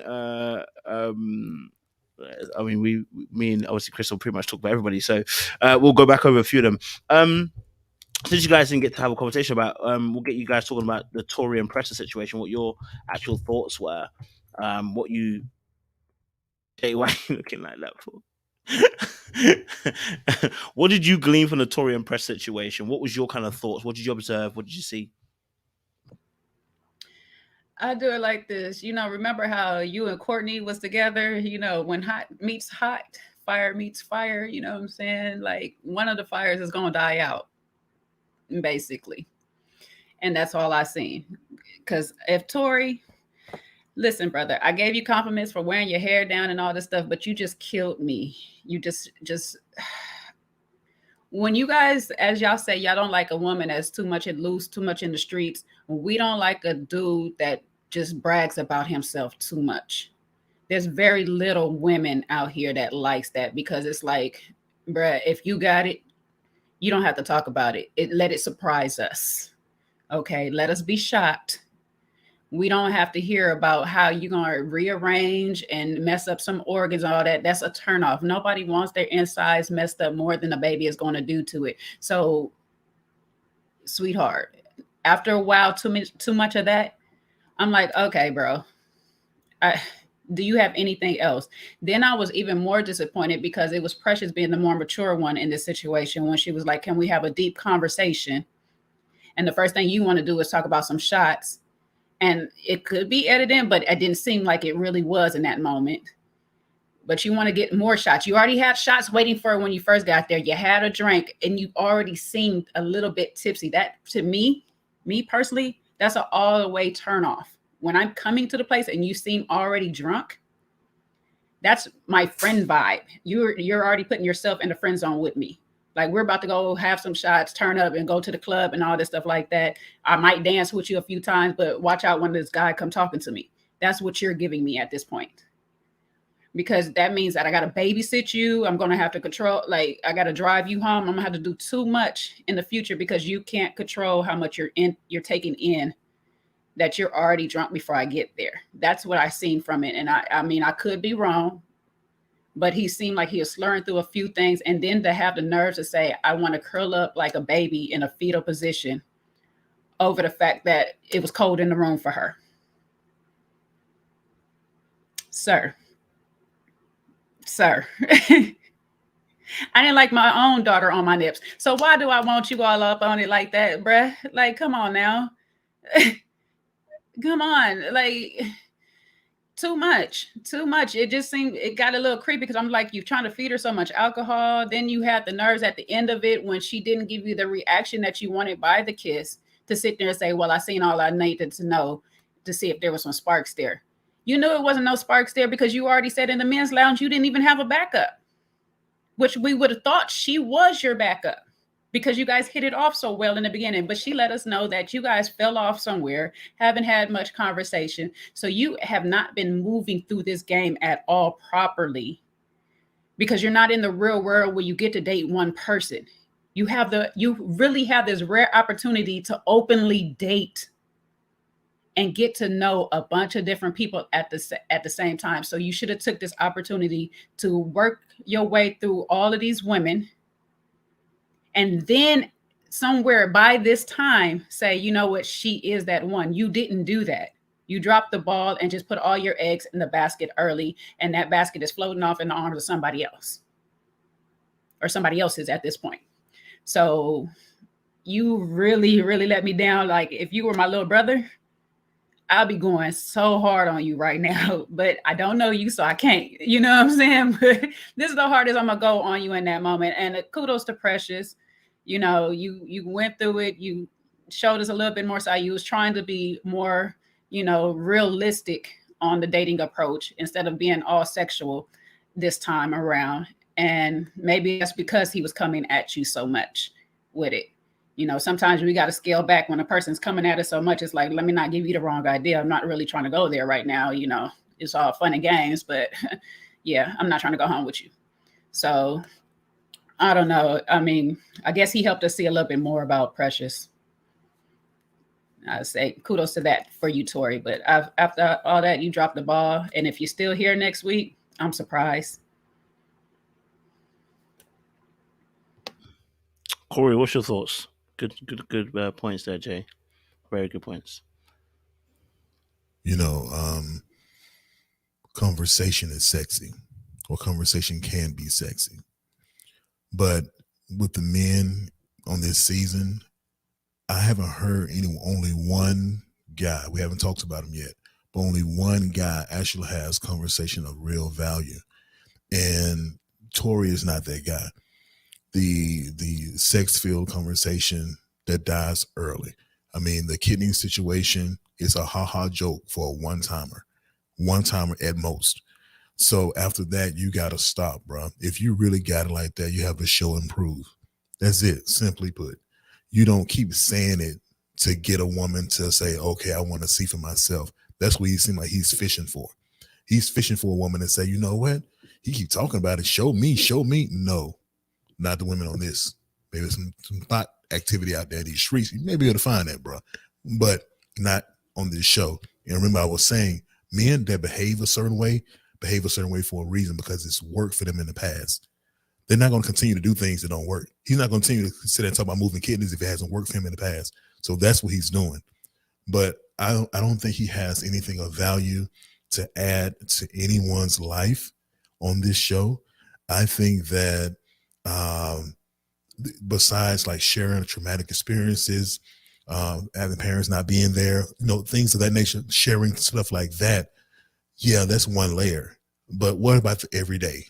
What's your depth for everyday conversation? How are we going to grow together? How are we going to build together? What are your plans? What's your structure? Do you have a structure? So these are things that, you know, you're not engaging in conversation about. You want to talk about sex. So to me, the whole thing was played out. And Precious was not trying to go there with him because she already has that stigma about that she's a party girl.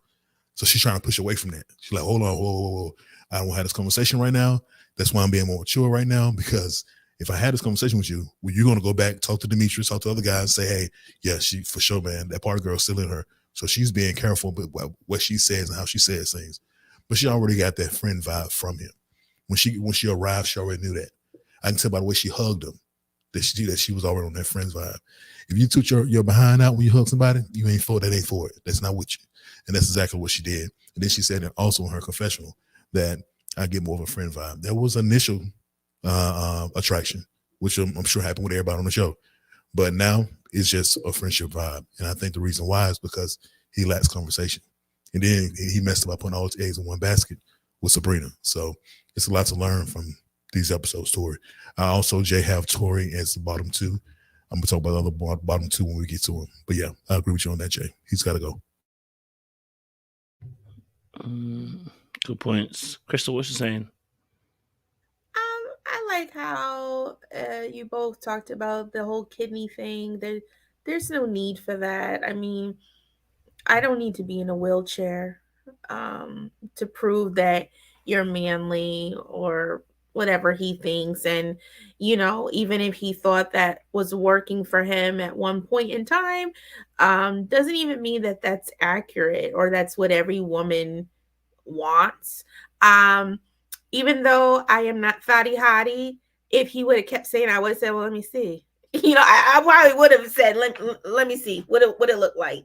But I'm not going to have sex with him. But, you keep talking about it, like what's going on? And I would treat you just like that. Just like, potentially guys treat us like that. If we keep talking about sex or what our throat can do, what our mouth could do, maybe they're not going to call me to have an intellectual conversation. It's just going to be about, throat vibes and twerking vibes. So, he can't be put in that box of just for sex, but he comes across so weak at times that I don't know if a high value woman would even just want to have sex with him because there's no stimulation for no other parts. So, nobody's gonna know that he's hanging down to his knees. I don't think anybody cares at this point.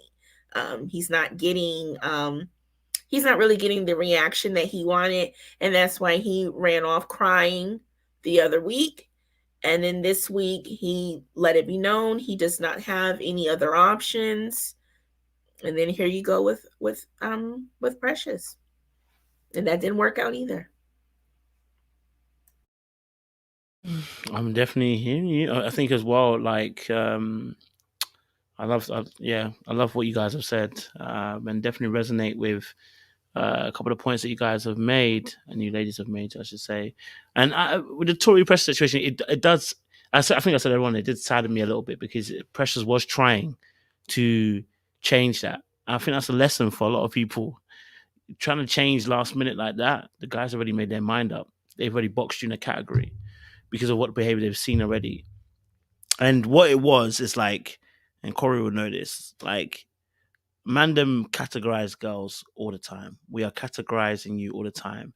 And if a group of guys now, if a bunch of friends have categorized you as the sex fiend, you ain't coming out of that box. The guy that wifes you, we are going to banter him. We're going to laugh at him in his face. He better not wife you. You know what I mean? It'll be better he doesn't wife you. Or if he does, we ain't friends no more because we're going to banter him all the way through. So like these impressions that we're making are so important. And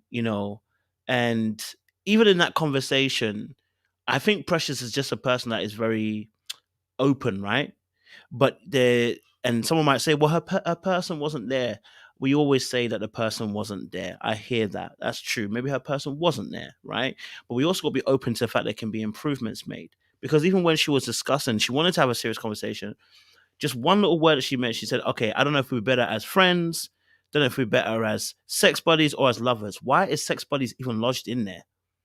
Why is that even lodged in there? If you tell me that I don't know if we're better as lovers, friends, or sex buddies, I'm going to categorize you not as wifey, but as sex buddy. I'm not even trying to entertain lover, and I don't want to hear it because if you're considering sex like that, come and use me. I'm ready, man. I'm not going to rearrange your kidneys, by the way, but come and use me. Okay, I'm here for you. Okay, I'm here for you. I ain't about to. Do you know what I'm saying? Because if a man genuinely wants to be with you, I'm not saying he doesn't want to have sex. But what he doesn't want to be doing is categorizing you in the sex fiend aspect. He wants to respect you. If he really likes you and is a decent guy, he wants to respect you. He wants to have you be respectful because that then when he brings you in front of the guys just, this is my girl. Blah, blah, blah. But if you categorize yourself and categorize the relationship as it could be sex buddies, darling, there's no need to go any further than say about relationships. Do you know what I'm saying? Yeah, there's just no need. So I felt for it. Still figure out kind of like why is that even in the equation if you're practicing celibacy or abstinence anyway? Like, hey, come on now. She understood that it's not easy. It's not easy. She was giving herself a grace period. That's all she was doing. Okay. I said my 6 months is almost up. Step up her neck, Jay. Okay. Well, maybe the last time messed it up with her kidney. Maybe the last guy. And she She had got to one wait. kidney left after she ate Tory. I Dialysis. wonder, has anyone else thought of, so like they're all vetted, right? When they come on the show, they're vetted, they go through all this screening. I wonder if one of the questions, like she said, I wonder one of the questions are, do you watch the show? Because I'm confused where sometimes they don't seem to understand some of these left hooks that come out. Just like I would have already, because I watched the show, I already would have felt like, wow, they're taking me on this date. I know they're not interested in me. Like what's, what I mean? Like they always seem, like surprised. So I wonder, do they, when production or their talent and their recruitment, when they're going through the applicants, do they get rid of people who say they've watched the show? I don't know. Does anybody else wonder that? No, because I mean, like, especially with Joy, and you could tell by Joy and Precious that they already feel nervous, and you hear that most of the time when they go into their bubble dates, that especially if it's a bubble date with somebody that they haven't been on dates with, they're usually saying, this something's not right. You'll hear that a lot from them. So, because soon as Joy heard that the man was talking, that's when she went off. She didn't give him no time, and I was like, "Sis, chill. Let him hear what he got to say first." But some of the stuff, I know y'all was saying that she came in hot and everything like that. But some of the stuff that she was saying was valid. Like, she could have used better wording and a better tone at it. But some of the stuff was valid for what she was saying to Demetrius at that time. It's like, look, I don't want no more questions. It's weird. They got three episodes left. So that means they're almost towards the end of the process. Well, why do I need to keep going on dates when I kind of know who I want? What I'm saying? That, and I felt her on that. Is like, why do I have to keep playing around with you guys? You guys should at this point kind of know who you want. Yeah, that's true. Or whatever. But yes, the way she came in, she took that sip. I was like, she got that curd juice real quick. And she went off on him. I wasn't feeling that at all. I was like, she didn't even wait. All she heard was the men delivery. She said, wait. If you're tired, be tired, but don't be taking it out on me. You know what I'm saying? Yeah. Gather yourself up. Yeah, she was wrong for that though. But I mean, that's a price you pay though. We're being on the show. If you find your selection too soon, you're gonna pay the cost for it. I mean, that's bottom line. They're going to send you home because, hey, you didn't like me, so why am I gonna keep you here? I'm only keeping women here who like me, instead of saying, okay, you got a genuine connection. I vibe with that. I rock with that. You can stay. You know what I'm saying? If you pick your man out within the first 3 or 4 episodes, okay, fine. You found it better, faster than I do. That doesn't mean that you're something wrong with you, because it'll take you all 8 or 10 episodes to find a guy. You know what I mean? So that's that limbo thing. You know what I mean? When you know. And I think you're getting punished. People shouldn't be getting punished for knowing who they want to be connected with up front. So I think the rest of this time, she's really just having fun, getting to know everybody on the friend level. But the men she got at the top, she's right. She got to make a decision on which one she want to choose. And that's her decision. And I think you should leave her alone in that process. Yeah, she's pretty. She's beautiful. I know you wish you'd like to be with her. I know you wish she wanted you, but that's not the case. So you got to move on, So, yeah. And in fairness, she said she had talks with P.O., with Demetrius, with somebody else. I can't remember who she named. And then as well as Clifton. And so it's like, out of you guys that has actually been talking to me, I'm good. I made my choices. Why are you faulting me? Because I think the fact that Clifton was at the bottom when she was there kind of made her senses go up. And then the fact now she's in a bubble date. I still don't say that she was right in it, but I think that just made her senses go up. Like, y'all trying to eliminate people that actually is having some type of connection, even though we're still going through the process. That's crazy. So but she's not open. But she's not open. She's closed herself off. She's kind of closed herself off. You seen that outfit that she wore to PO's date? She closed herself. Listen, she wanted to make sure that PO ain't going to get even a whiff of this. Okay, I ain't going to flirt with you, PO. That wasn't even the same outfit she wore with Clifton at all. I said, oh, she was covered from head to toe. I just have a question though. What is too soon in this process? Because that's what seems to be a problem. If you wait too long, that's a Yep. problem. If you do it too early, that's a problem. If you do it halfway in between, that's a problem. When is the right time to make your decision? Like, I I could think answer she's that. I have yeah. an Go for it, opinion. Krishna. Go for it. Yeah. So when they are on a private resort all to themselves, I think it's too soon for the first episode to just be straight with one person only. When they are out in the world, like the last couple seasons, they're talking and going out outside of the show.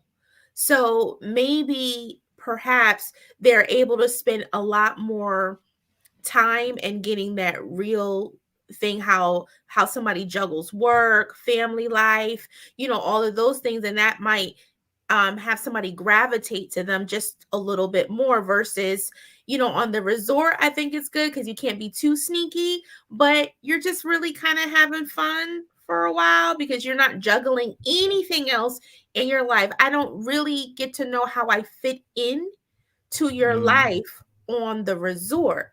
So perhaps this is why sometimes I know me as a viewer, I get a little sidetracked. Like, when did this connection happen?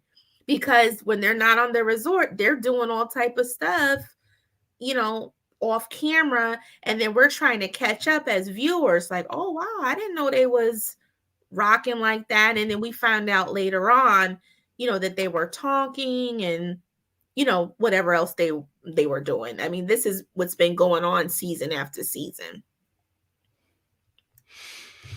What's your thoughts, Corey? When's too soon? When's not too soon for this process? I think that in this show, it might also be different in real life, but in this show, you have to be strategic. You have to be very calculated when you want to show your true feelings for someone. You have to keep everything on the surface until at least episode 6 or 7. Okay. At that point, I think you can start hitting off to who you really like. You're giving your top 2, who you're really starting to feel. And then at that point, the audience is invested in you and those 2 people that you're trying to talk to. So at that point, you need to start making a decision between the rest of the episodes. Really, you're just making a decision between the 2 guys or 2 women that you're really into. And then after that, you're fine. But I think you need to win over the audience because they're looking at ratings. They're looking at how many people go to your social media, how many people they're looking at all of that, to determine who's going to stay on the show versus who's going to leave. So it's not just so much, in my opinion, it's not so much just who votes you off. I think it's a little bit, it's a little politics in that too, as far as who actually goes home.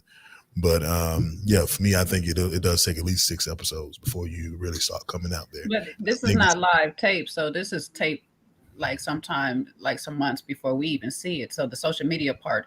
Okay. Yeah. Okay. Really True. Good point. Yeah. Good point. So yeah. So, but it's still got to come off a certain way because these people are professionals. They know what's going to hit with audience. They know what's not going to hit with audience. They know what they hope to hit with audience. So, with that being said, I think that you have to be, like I said, calculated going into it, and it's okay to show mixed feelings to everybody else, give everybody a chance, and that's something that Joy did in this season. She went out with multiple people. It wasn't like she was saying, I'm only going out on a date with Clifton, and that's it. Like Camille did. Camille was shutting off everybody. She shut down everybody. But she's not doing that. She's giving everybody a chance, but they're not doing anything. They're not winning her over. So you can't blame her because she don't have interest in you. You're not doing anything, not even trying to win her over. Like I said, the guys are not having any type of meaningful conversations. They're not talking about growing. They're not talking about anything. They're talking about the hurt they've been through and the hurt they caused somebody else. But besides that, that's it. There's no other value they bring to the conversation. So because she has fun with Clifton, because she can identify with him, that makes it a connection for her. At least that's the closest one that she has with anybody else out here. I'm not even saying that's iron solid. I'm not even saying that, but I'm saying that out of everybody else, that's the closest she can come to. And sometimes that's what you have to do. You have to get what you can get and move on. I'm with you on that. Yeah, I definitely think strategic. I think you got to play it correctly, as Corey explained beautifully. Also, at the same time, I mean, if you found your person, there's nothing wrong with that. You don't need to be on the show. Your process has come to an end. So there's nothing wrong with you ending the show early. If that's the time, that's the time. You know what I'm saying? But of course, a lot of us, and I get it. If you're on a TV show, there is a double agenda, which is you might want to find love, but at the same time, even if you like the person, it might not be guaranteed love. So hey, why not double up and make sure I've got my audience, I've got a TV, showing me as much as possible so I can promote my stuff or, become, like we saw Mike from season 2 or whatever. Look, now he's in films, he's on Netflix, he's on this. Now, obviously, he's one of the rarities because not everyone's followed that suit, but it has helped prepare some people to another level. So I get it in wanting to stay and kind of promote yourself, etc., etc. So probably that's why people stay a little bit longer than they need to. But if Clifton and Joy have really made a decision and they really are down for each other, then they're wasting time dating other people. They're actually wasting time. And actually, you're actually putting energy into other people, which is unnecessary, which is going to cause further injury towards relationship in the future. Because here you end up making a mistake before you know it, fam. If you really are feeling Joy and Joy's really feeling him, Joy's locked down. She's finished the job. She's done. Okay, Clifton, we're not sure 100%. It just takes one slip for you to now kiss the Kia, to not have to explain what I won, and say it was part of the process. But that one slip now could be having to be explained for ages upon ages after. So it's even risky to kind of stay on the process like that as well. So I don't know. I mean, it really depends on, I guess, what your kind of motive is. But yeah, it was a good question to ask though. When it's too soon or not too soon. I definitely hear that as well. What was I'll go for a call. You want to say something? What was it, Chris? Yeah, I was gonna make a point about what you just said about Joy and Clifton. There's 6 episodes that I was telling you about, what I was talking about. That's also at a point where you can make the decision to leave. Like you said, just like people make a decision to leave when their crush is gone or whatever the case is, you could leave with them like at that time, but you don't have to wait till they leave. You guys can make a mutual decision to drop the show yourself. I think that's what happened with them anyway. They already have Joe's phone number. If they leave, they leave. I think Joy's in that mindset. Okay, I leave. She took that sip of that drink and she's like, I'm ready. Hit me with it. I'm ready to leave. If it's time for me to leave, I know who my connection is. I got their number. I'm good. So yeah. I think too that if someone, so we're looking at, by the 6th episode, you kind of know who you want to pursue a little bit more, or like you said, locked in. I agree. There's nothing wrong with saying, you know what, we're good in this process, because what I don't like is playing with other people's minds. I don't like that. You know what I mean? So, if nobody else really don't got no chance, why do that to someone? Because everybody takes rejection differently. Some people can just pick it up, shrug it off, move on. And other people, it brings them into a depression, or they feel like it was something about them and really was nothing about them. It was just they found who they liked and they like what they like. But, you're setting people up for false hope. Like Tory, I no disrespect, I think he would go home and cry, if he did not make it to the end with Sabrina. And I don't feel Sabrina is going to choose him unless something happens magically. I don't feel she's going to choose him. I really don't. And he just needs to just go ahead. Maybe he should self-eliminate, because he should be next. I'm not feeling him. He seems nice, but nice is not going to get you what he wants at this point. I'll be interested to see how much Sabrina will fight for him, because he's going to be up for elimination, I'm sure. But I'm trying to see if she's going to fight for it. That's going to tell me she really truly has those feelings for Tory, or if she really just saying it just because he's like a nice guy. They had a moment. But I don't think that she's going to fight for him either. But I'm just curious to see that part. When the women start going around and saying their stories, that's what I want to see. What she's going to say. Are you going to speak up for this man? We know that's a hard no. All right, especially that she done got her new bow in her eyes now. Been replaced. Yes, real quick, because he was only. I'm gonna stand on this 10 toes down. Like what I see right now, you were only using that man to get Demetrius' attention. That's all you were doing. That's all it was you were doing. And so now that you got somebody else to get Demetrius' attention that you actually have a little bit interest in, I don't need you anymore. Game is a game. Mm-hmm. I'm sorry. You know what? It's interesting because the game is the game, right? Because as much as obviously, look, I think what's been exposed, especially with Sabrina's thing, personally on a off the show level, I couldn't give a hoots because maybe do you know what that is? It's my dark side. My dark side identifies as Sabrina right now. You know, I've been there. Okay, I know who. You know, sometimes I'm talking to somebody. I'm never gonna choose you, but I just need you for right now. Okay, I need you to balance the books. I need you to square the time, okay? All right. I need you to equalize the weights right now, okay? But once that other person fixes up and gets the head into shape, I'm gonna have to cut you loose, okay? And I'm gonna do that real swift. I'm gonna do it with no mercy, no feelings, and that is what, in a sense, I'm seeing with Sabrina and the Demetrius situation, right? And I think what makes this show really interesting is there are people who would never do that. That's not their MO. And there's people that would do that. And it creates the villain sometime on the show, right? So you look at someone, you're like, man, how can you do that? How can you just do that to a brother? Meanwhile, if the cameras weren't there, some of y'all know exactly who's in your DMs, okay, who you are replying to after 6 weeks, okay? I'm being specific. I don't know what it is. I'm just saying 6 weeks. I don't know why 6 weeks came up, but let's go with 6 weeks. 6 weeks, you reply to them, and you ain't reply to them again after another 3 weeks. Because in between those time, what was really happening is the person who was meant to be talking to you is messing up. So you're going back to that person who you don't really like, but you want to give them a conversation. Oh, snap, I missed your text, my bad. I hope you're okay. Like, what's going on? And then you leave their text on read halfway through a conversation because the guy or the girl's come back up. You know what I mean? Like, if you know the game, you know this stuff does happen when you're not, when you're offline. So when you see it online, it's what I think sometimes we feel like, oh man, that person's bad. But then I'm like, it does happen in real life. So Tori, you got to chalk it up to the game. And this is why I'm saying to you that you have to have a certain energy. If someone's not giving you that energy that you want back, quit the game. You can't blame anyone else. Quit the game. Don't get used as a pawn, you know? And this is, unfortunately, Tori's being used as a pawn and even kissing another girl and running with the tail between his legs back to a girl who's still going to use him as a pawn. It's sad. And Tori, if you're watching this, listen, there's no beef. I'm just trying to tell you the game, what it is. Now, I'm sure you're going to come in here and tell us there's something different. I'm sure you will. I'm sure you said that we didn't see things behind the scenes. I'm sure. But still.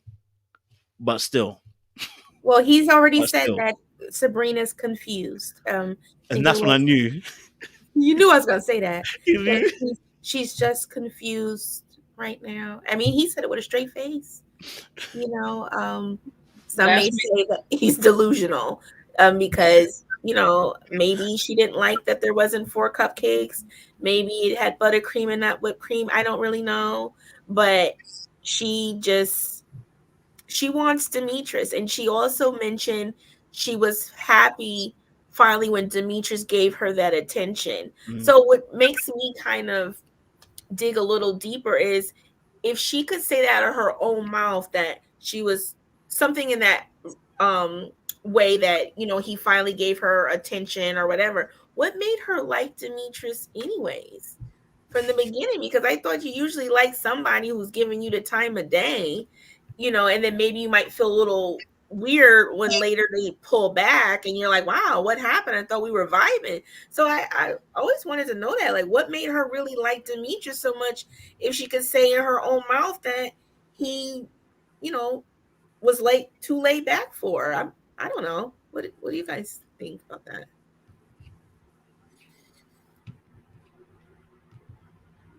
I don't know. That's all I can say. Yeah. Sabrina and Demetrius, you know, they had a moment. You know, they had a moment where they confided in each other. You know, they had some things in common in the beginning. And that's usually where it starts. Things we have in common. And let's see if we can grow it from there. I don't think there's much growth after that, to be honest with you. But I think that's where everything started. So the conversations are better between Sabrina and Demetrius. But now that Donovan's in the picture, I don't think he's going to last that long.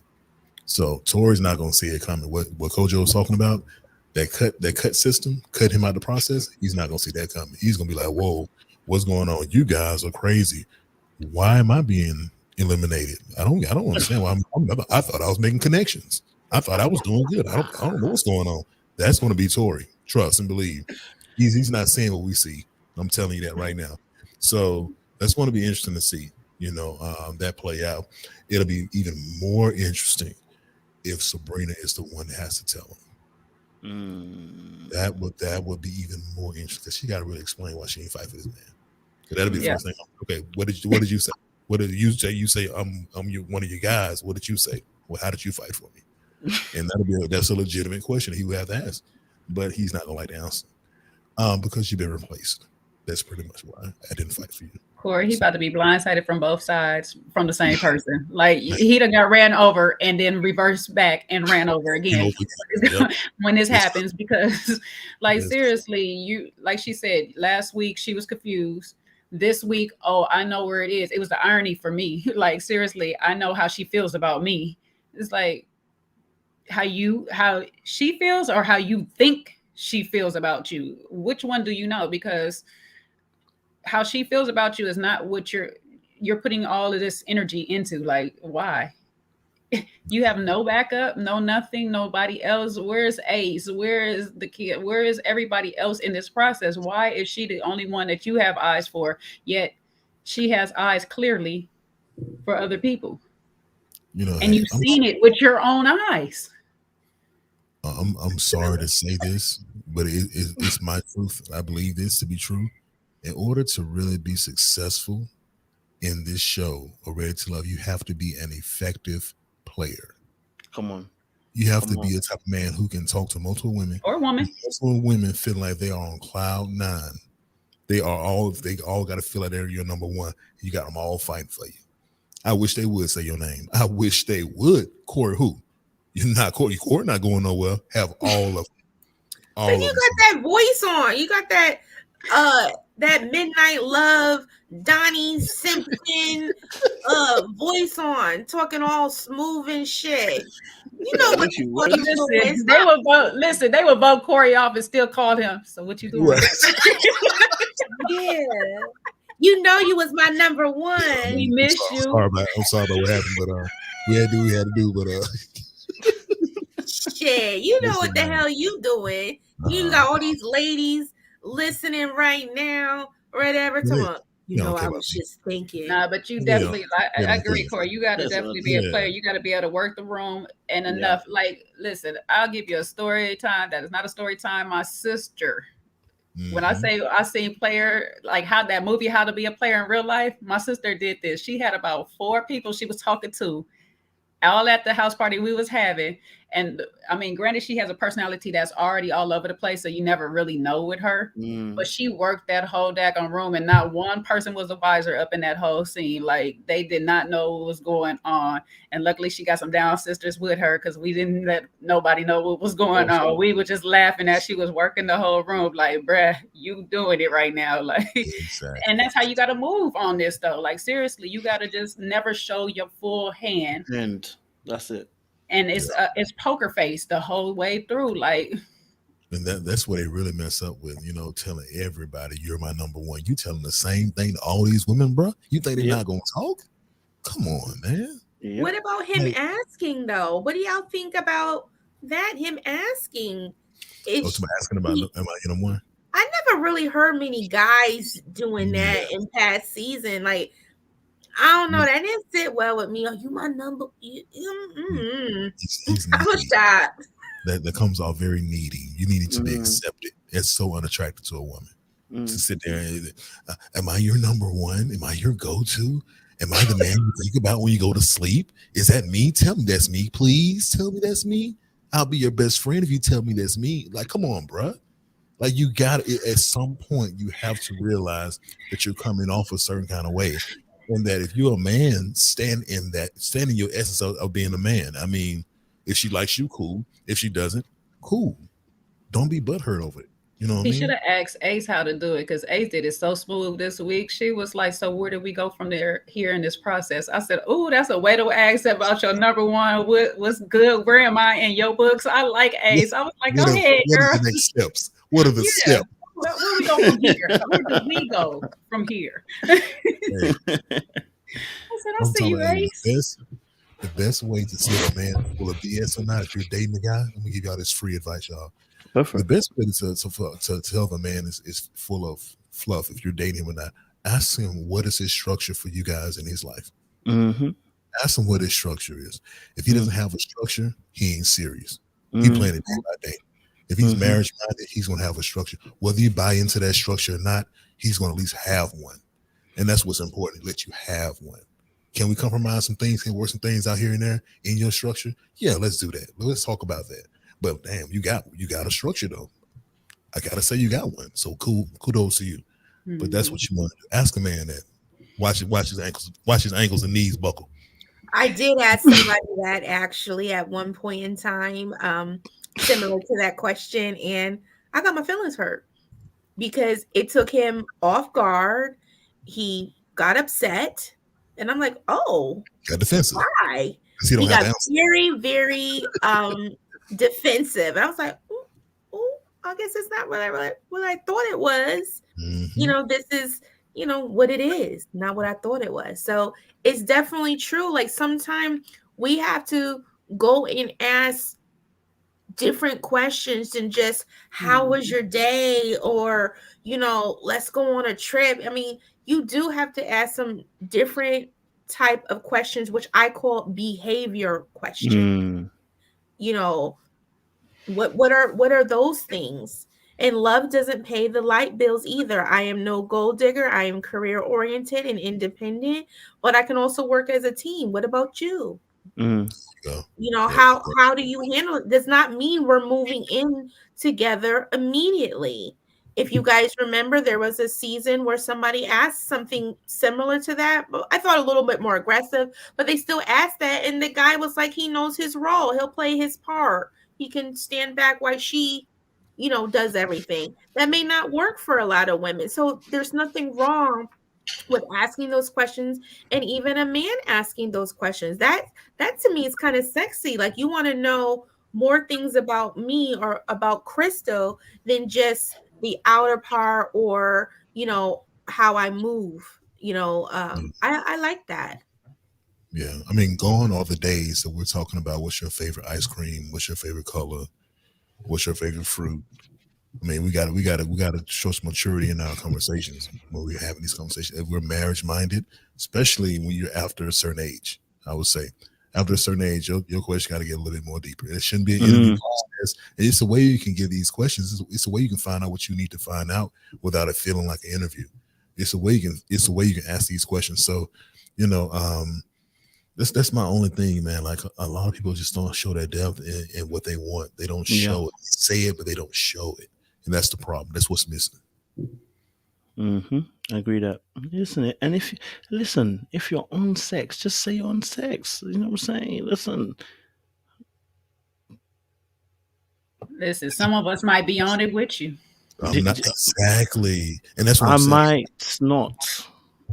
You may or you may not, but you get that person off there too. I said right? some S-U-M. Right. S-U-M.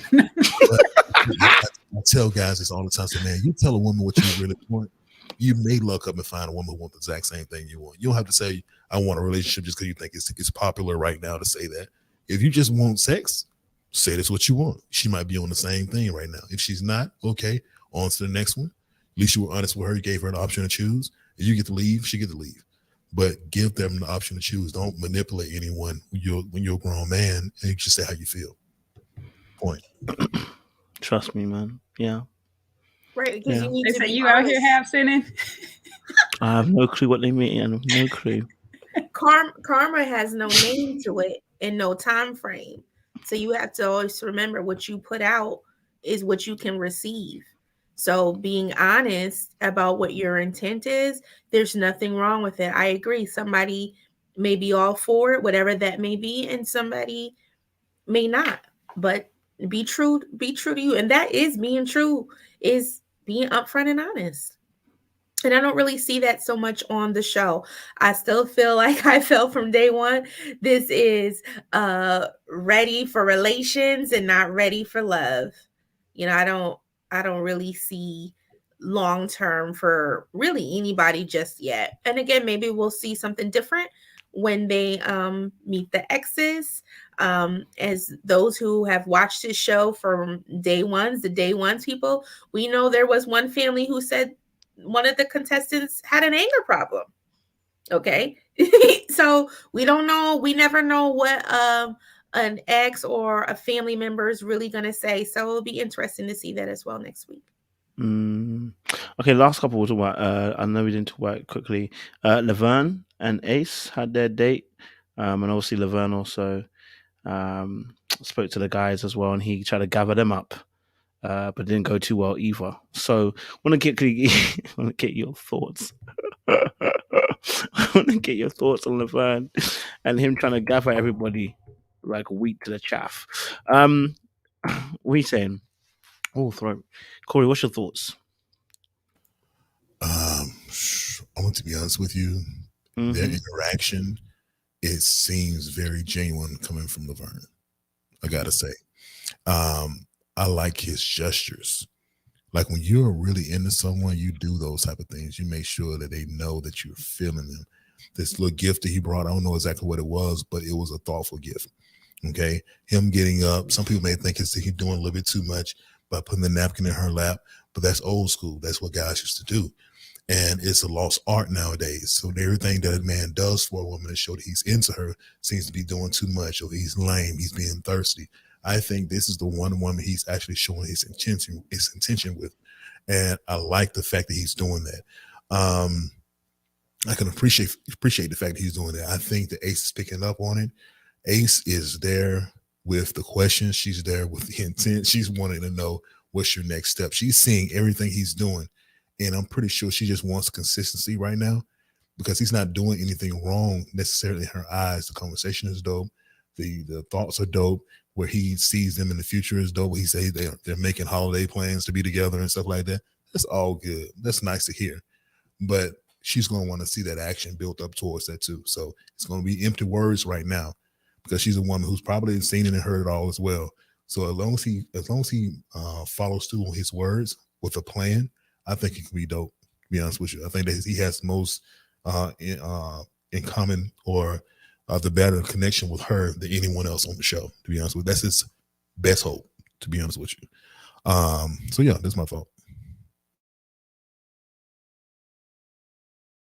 Jay? Okay, I didn't know if Crystal, you guys talked about it already, but it was, I liked the date, but it was confusing that she was his number 2 because this is Beyonce, this is Michelle Obama, this is, Destiny's Child, all 3 in one, and the 4th member too when they was all a group. This is his everything. And so how did she become number 2, which is really interesting, and then I guess move back up to number 1 since Joy is booed up. That puzzled me. But like Corey said, I did like the gesture because I like when a man is attentive. As much as Laverne talks and likes to hear himself talk, he does listen to Ace enough to know what she likes. And he got her something that she actually likes. It was a little much about the rubbing on the arms and stuff. But, when I'm into you, I might allow you to do all that, rub the lotion on me and all this stuff right then and there. But, you got to watch that fine line. You got to make sure she is into you. Luckily for him, Ace is into him. What I do really see in this moment and why there's this indifference with the other ladies and Ace is because Ace is on one side of the spectrum and Laverne is on the other. If you bring a balanced person to his extremity, if they walk a little bit towards him, it's going to knock him off balance. But since Ace is so far from him, of his characteristics and his behavior, when they come together or she starts to walk towards him, he still stays on that platform. He's still balanced. He's still him, but anybody else that has a big personality or something on that side of his extremity, they're going to always teeter that and make it go down. And so that's why I see with Precious, with Carmen and all the other ladies that say that he's negative, even with Joy, it's because their personalities are also as big as his. So when I'm trying to put both of those people in the room, they're going to clash, because if one person's like, look at me, and the other person's like, okay, well, I'm over here, look at me too. All these eyes can't be looking at both of us. I'm sorry. Somebody going to get mad. And of course, Laverne going to be the mad one up in this situation, because we already see that he needs all of the attention all the time. Hence why in the men's lounge, he has to make this grandiose statement on how people need to narrow it down. Oh, because you only got one, you want everybody else to narrow it down. No, brother. Everybody else still got their process, and let them be on their process. They don't need your advice. Just like Eric said, we don't need your advice. And that's where I fought them. You want to go from saying, oh, here's my advice. And oh, when they call you out on it and say, I don't need your advice. I wasn't making no advice. It was a statement. No, you just said, here's my advice. Don't give people advice that if they don't want it. When they want your advice, they were asked for it. That's it. You don't have to say it. Now, you could have made that statement and said what you had to say and told Demetrius, please don't interrupt me while I'm making my statement. This is what it is. But as soon as you use that word advice, that's what triggered everybody, because it's like, who are you? You're in the same room with me in the same position, trying to accomplish the same goal. You don't have no advice for me. The only man in this room that has advice right now is Tommy. So I don't want to hear it from you. That's just me. I'll be the same way. I'll be on that ego. And I already know most men's ego is not trying to hear advice from another man like that, unless that man has that actual knowledge to say, this is what I've been through, and I've seen your work, so I can listen to you. And I'm on that same thing. You got to have that work for me. You have to have that resume for me to sit there and say, okay, I could take your advice. You can't come into a pastry department and you do construction and you're going to tell me how I need to bake my cakes. No, bro. That's not what's going to happen. Just like I'm not going to go into your department and tell you how to put up that plywall. I just can't do it. That's not what I specialize in. So don't tell me what I need to do upon my process, and we'll be cool. So that's where he messed up on saying that I'm going to give you guys some advice. No, bro. Make your statement. We know you're long-winded. You like to make everybody feel like you have it all together. You know it all. But sometimes that gets tiring. And I'm pretty sure when that little blow up, that production made it look like it was going to be more. But when they had that little bit of blow up, I'm pretty sure he's been doing this almost every deliberation. He has to give something like he knows it all. And a wise man knows he knows nothing at all. So, Laverne, shh.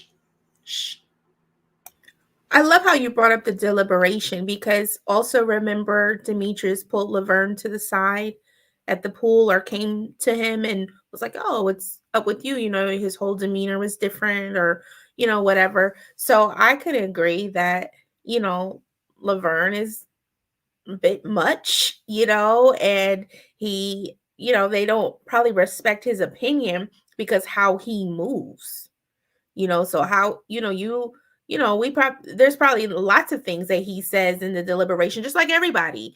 And so as a result, you're not probably so good to listen to what he got to say because of how he moves and what he says and does. So I agree with that. That's the wrong person to give some feedback to. Yeah, bro, if you have all the answers, you wouldn't be here. If you knew every step to take, you would not be in the same room with us, bro. So, and I agree with Donovan. Hey, man, I only been here a couple of days. You ain't gonna tell me what I need to do. Quite frankly, you can stop talking right there. But I think that his intention was probably in the right place. His heart was in the right place, but it was, no, sir. You're not the leader of the pack. We don't have a group leader here. Where we need someone to come in and tell us how we need to manage situations, because you found a little situation that you like to be in, because you think you done found love. Now you want to tell us how you did it, but you don't even know if she down for you or not yet. It's not been confirmed yet. You want to tell us? Nah. Congratulations that you like somebody. Congratulations you found someone that you're into, but just keep it there, because we don't even know if she like you back like that yet, bro. So just be careful with that. Yeah, I just... Yeah, it rubbed me wrong. And I'm fascinated that he can remember things about her. Most players can. If they're real smooth, they can remember everything about you. That's not equating that he's so into Ace. I think Joy was his first, and he got what he got, an eye opener when he did the Truth or Dare. Okay, he got his answer. Okay, what we saw in editing was nobody was all over him. Mm-hmm. Nobody was all over him. So his game backfired. I'm sure he probably thought that all the girls was going to flock to him, or at least his pick may have would have flocked to him, because remember they did the ceramic thing and they was flirting and stuff.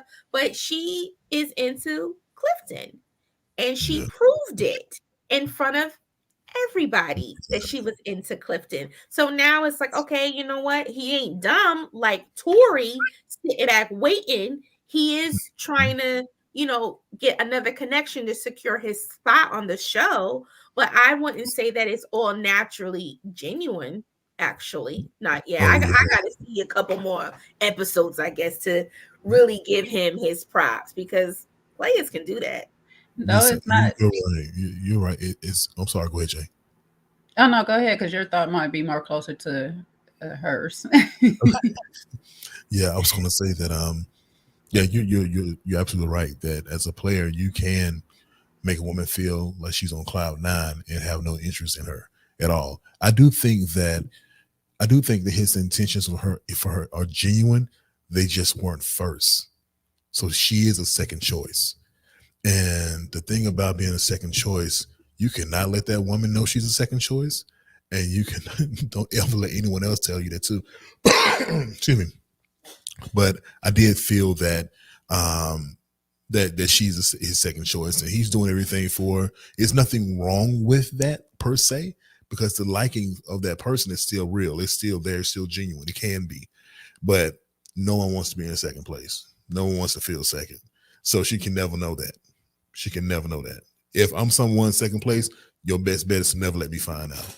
I need to feel like I'm your number one, and he needs to do that. I think he's doing that by the gifts and the gestures and all that stuff. That may run dry eventually. Who knows? But as of right now, as long as she don't find out, he's gonna be in the clear, in my opinion. Yeah, I was just gonna say, I look at him like his personality wise. I look at him like the Incredible Hulk. You know what I'm saying? He has this big, very over the top personality when he is like in his season or whatever. And Ace is his Betty Ross. She knows how to calm him down or whatnot. And I think that would be a better balance if he recognizes that. Now, do Ace actually like him like that? That's a better question. We all worried about if Vern like her, but let's be for real. Do she really like him, or she just floating on by with them? She sees something different in him. She gets a different reaction from him. But who is her other connections? Really? We might have heard Tori one time, and that was it in deliberation and stuff, but we didn't really see much between their interaction on that beach date. So, so we got to really question that. But I think that they will actually make a well-balanced match as far as personality wise would go, because she would just enjoy being in the room with him, and he would enjoy being in the room with himself. So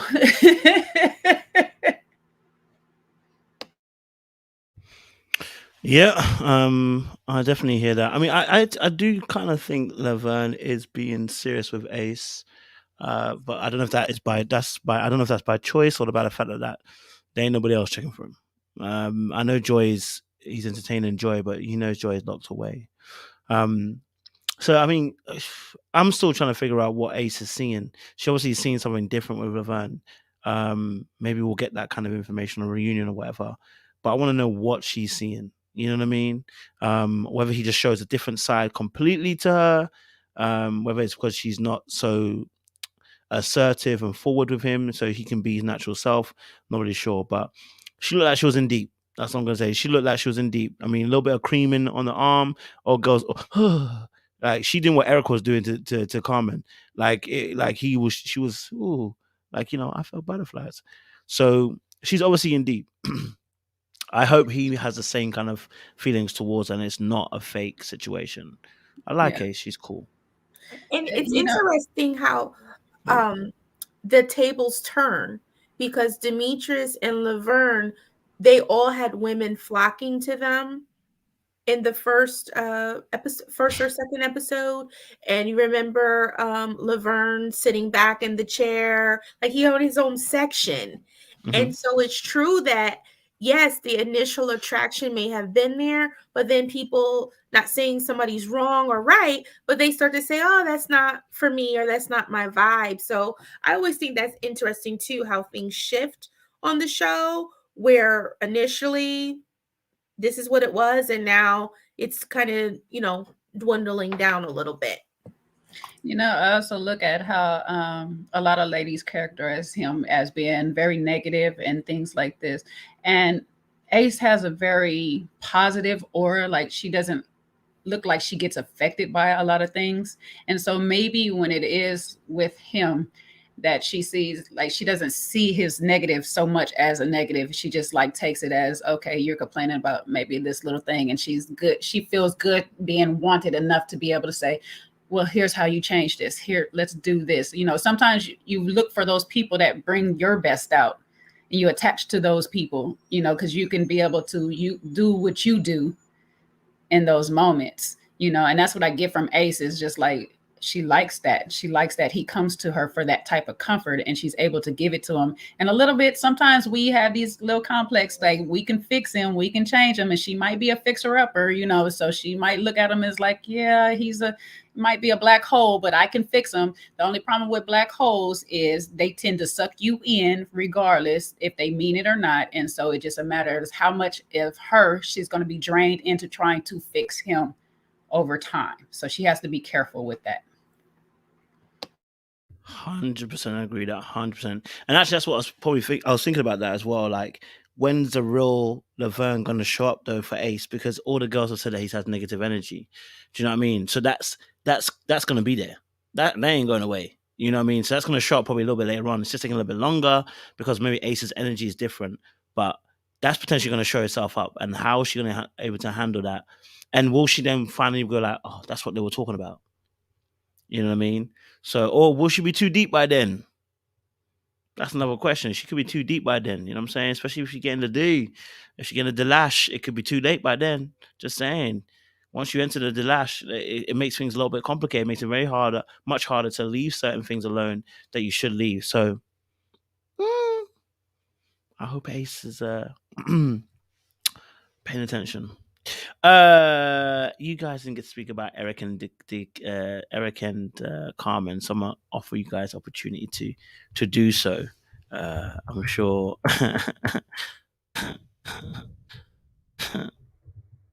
I'm just going by some wording that I heard, especially towards the end. I feel like they smashed already, and I listened back a couple of times to see if they made sure that they didn't say they haven't been down that road before, and they really didn't. You know, it was just little things of, I think he wants some karma and a piece of karma. But the fact that he said at the end, when she was like, he was like, you're on top. And she was like, yeah. And he was like, I like you on top.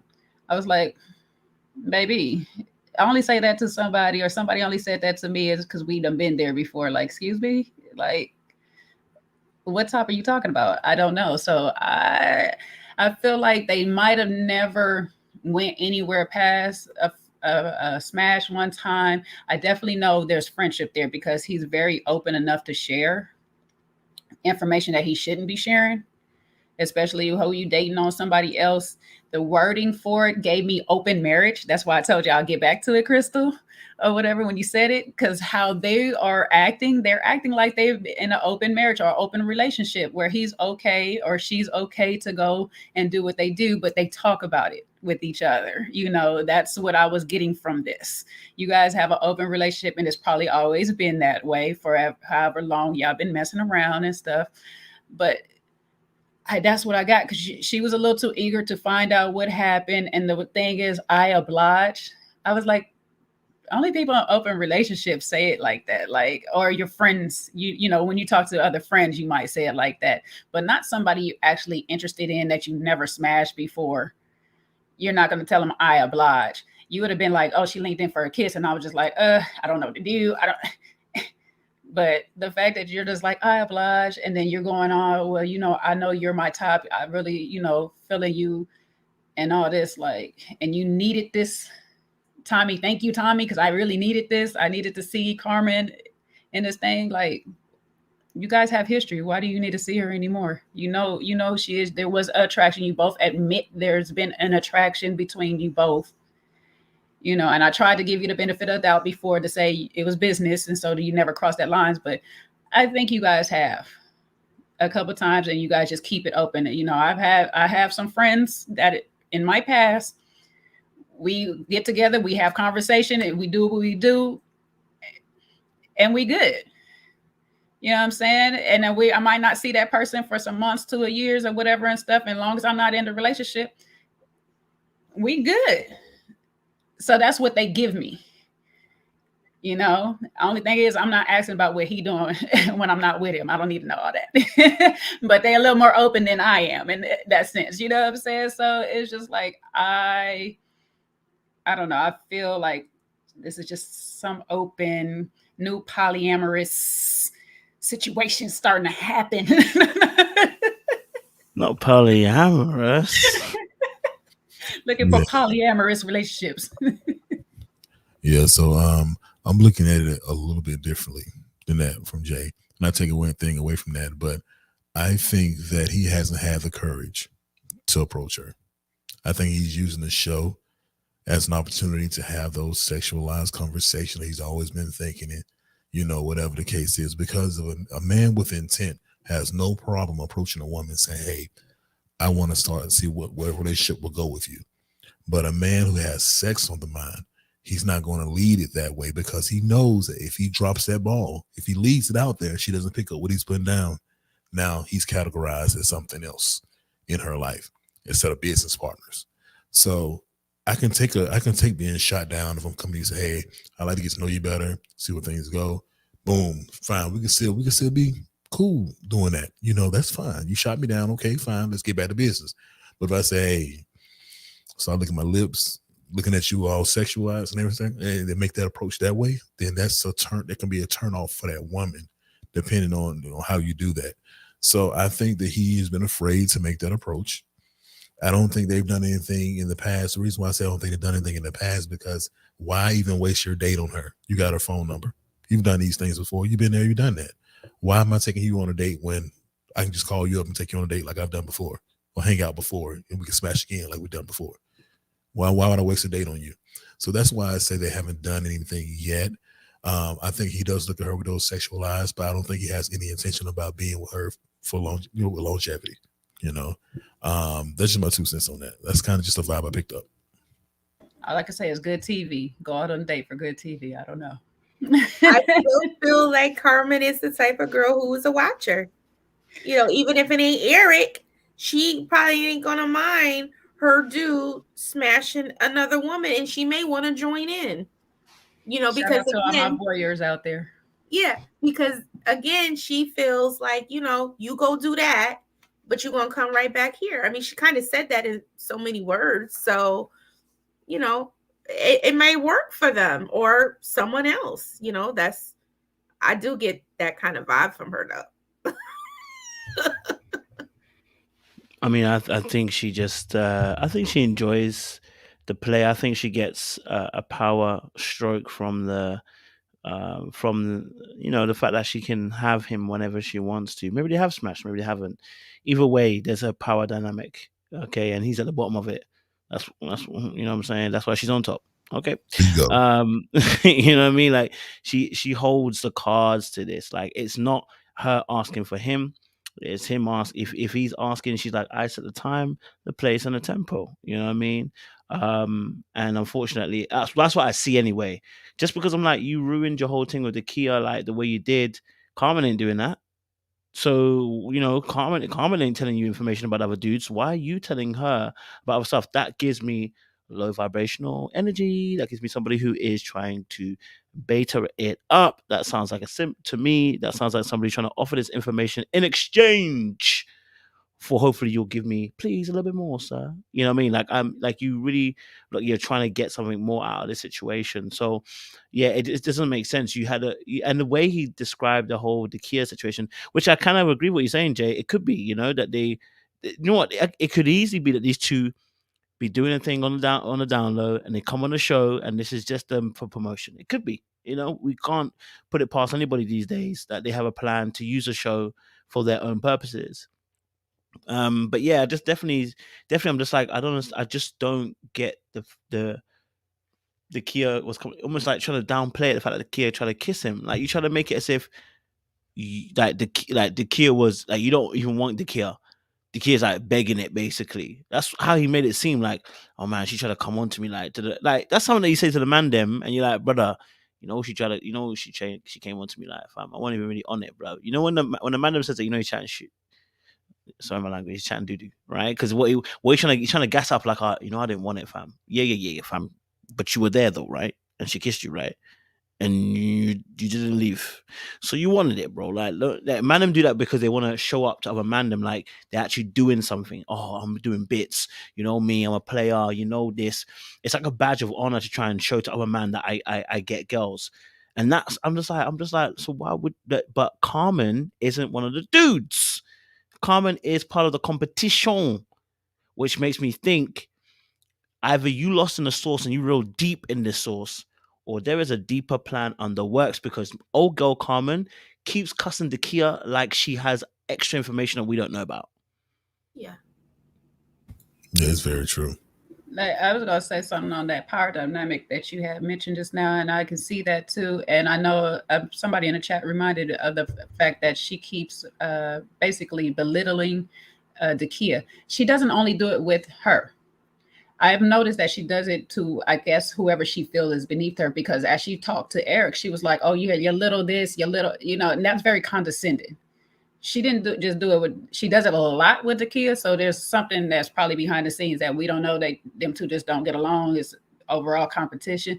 But she does it with Eric. When you listen to her, you had your little hand here, you lit this little, that sometimes to a person is a lot, like, especially, to men in the ego or whatever that you got to talk to. You keep going, oh, your little work, your little job. Oh, that's so cute. You got your little, but she does that a lot. So I'm thinking she does that to everybody she feels that is beneath her, this is just, nobody's called her on it in the past. And this is just how she's learned how to talk. So I don't agree with her being so that way with the Kia or any of the other ladies, so to speak. Because, if you're so confident in yourself, you don't have to discuss the other ladies at all. They never have to come up in none of your speech, So that needs to be fixed, handled, as talking to a man, woman, whoever you're talking to, that part of her does need to be corrected. Yeah. And hopefully they're not trying to do a tag team thing as far as, Chef Bay, because he already said he does celebrity chef and things like that. And hopefully this is not something that they're doing behind the scenes to get him more clients, is what I'm hoping. Because, yes, it's a nice gesture for him to cook. I've seen it on other seasons where somebody cooks, but it just seems overly emphasized. And, we are in a pandemic. Maybe the events are getting back started and he's looking for some more clients. But let's hope that it's not that, and that he is really here for love and the process. I guess we're just going to have to stay tuned for that too. But I did think of that. Yeah, I do see him in that chef outfit more than his regular clothes, it seems to me. But brother can cook. You can cook. Okay, that's cool. That's your way into a woman's heart. Okay, we've acknowledged that. Let's move forward past that. But my thing with Carmen, and I always mess up her name, Dayanka, you know what I'm talking about. Thank you. Yeah. From a male's perspective, I'm just giving you a male. I'm not saying I'm 100% right. This is just my perspective. When I look at them, they're very closely aligned. Like just for my taste, when it comes to beauty, when it comes to body, when it comes to just the overall look of both of them, they're very closely aligned. And I think that's something that Carmen sees when she looks at her across the aisle. And if you're seeing that, that's your competition. That's someone who you say, okay, if anyone can knock me down here, it'll be her. She got the face, she got the body, she has the intelligence. We talked about that earlier. That's someone who can knock me down. You're a brand manager. Okay. You can see, you can spot a woman, you can spot a person and say if they're a good brand, they can make a good brand. Okay. You can see that in her. You honestly can. If Carmen has two eyes without no contacts in, she can see that.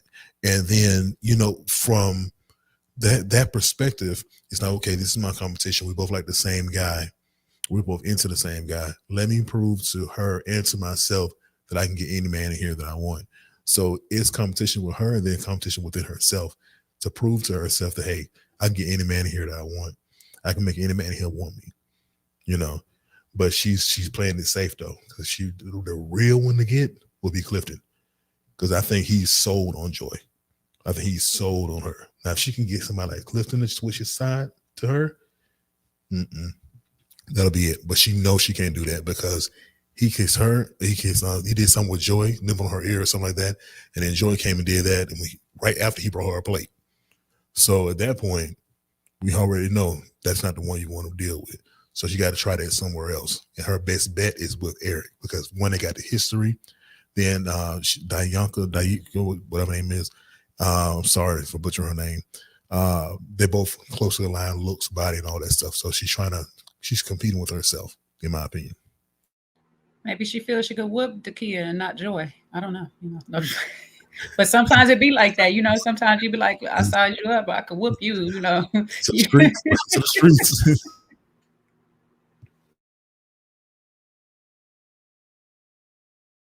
There's a question here. They went on a date. They had some interaction.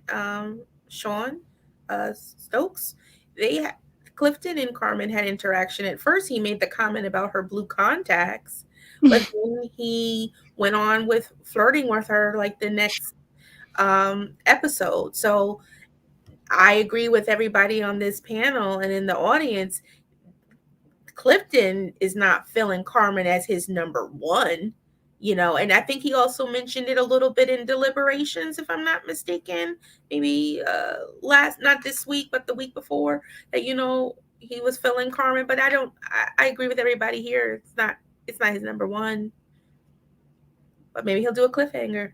Clifton cliffhanger. I don't know. Good one. Is there a way? Let me ask, ladies and gents. Is there a way to know? Like, okay, let me ask Jay. You meet a guy. Is there a way to know if the guy is,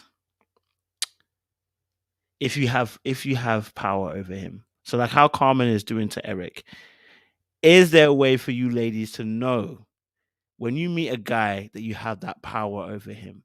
And please, we'd like to know how you know those things. Absolutely. It's the way that I could use Eric, for example.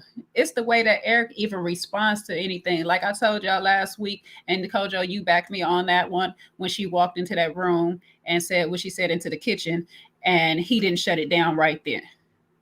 You know what I'm saying? I know right then and there, I can tell you whatever. I'm telling you to tell me I'm your number one, and you're going to do it. When you got that much control over somebody, whatever your beck and call is, they got it. They're like your personal assistant. Before you know you want it, they got it. Okay? So it's just like, no, it can get that deep, Kojo. Like they gonna want to please you every sense. And for some women, they like that. Me personally, I don't want a man at my feet like that. I like him to be attentive and pay attention to me, but I don't want to be able to walk over you, because I'll never respect you. And that's the key thing. When we start to lose that respect for you, for some women, the relationship would never work. If I don't feel like you can be my strength, my rock, what I need, and I can protect myself more than you can protect me, why do I need to be with you outside of getting the lash? You know what I'm saying? I'll stay with you if that's good, or mess with you, for to speak, but I'm still going to go find that one that has the good, the lash, and who's going to put his foot down when it needs to be put down, and be able to check me. Sometimes I might need a little checking. Sometimes that turn me on. So, I...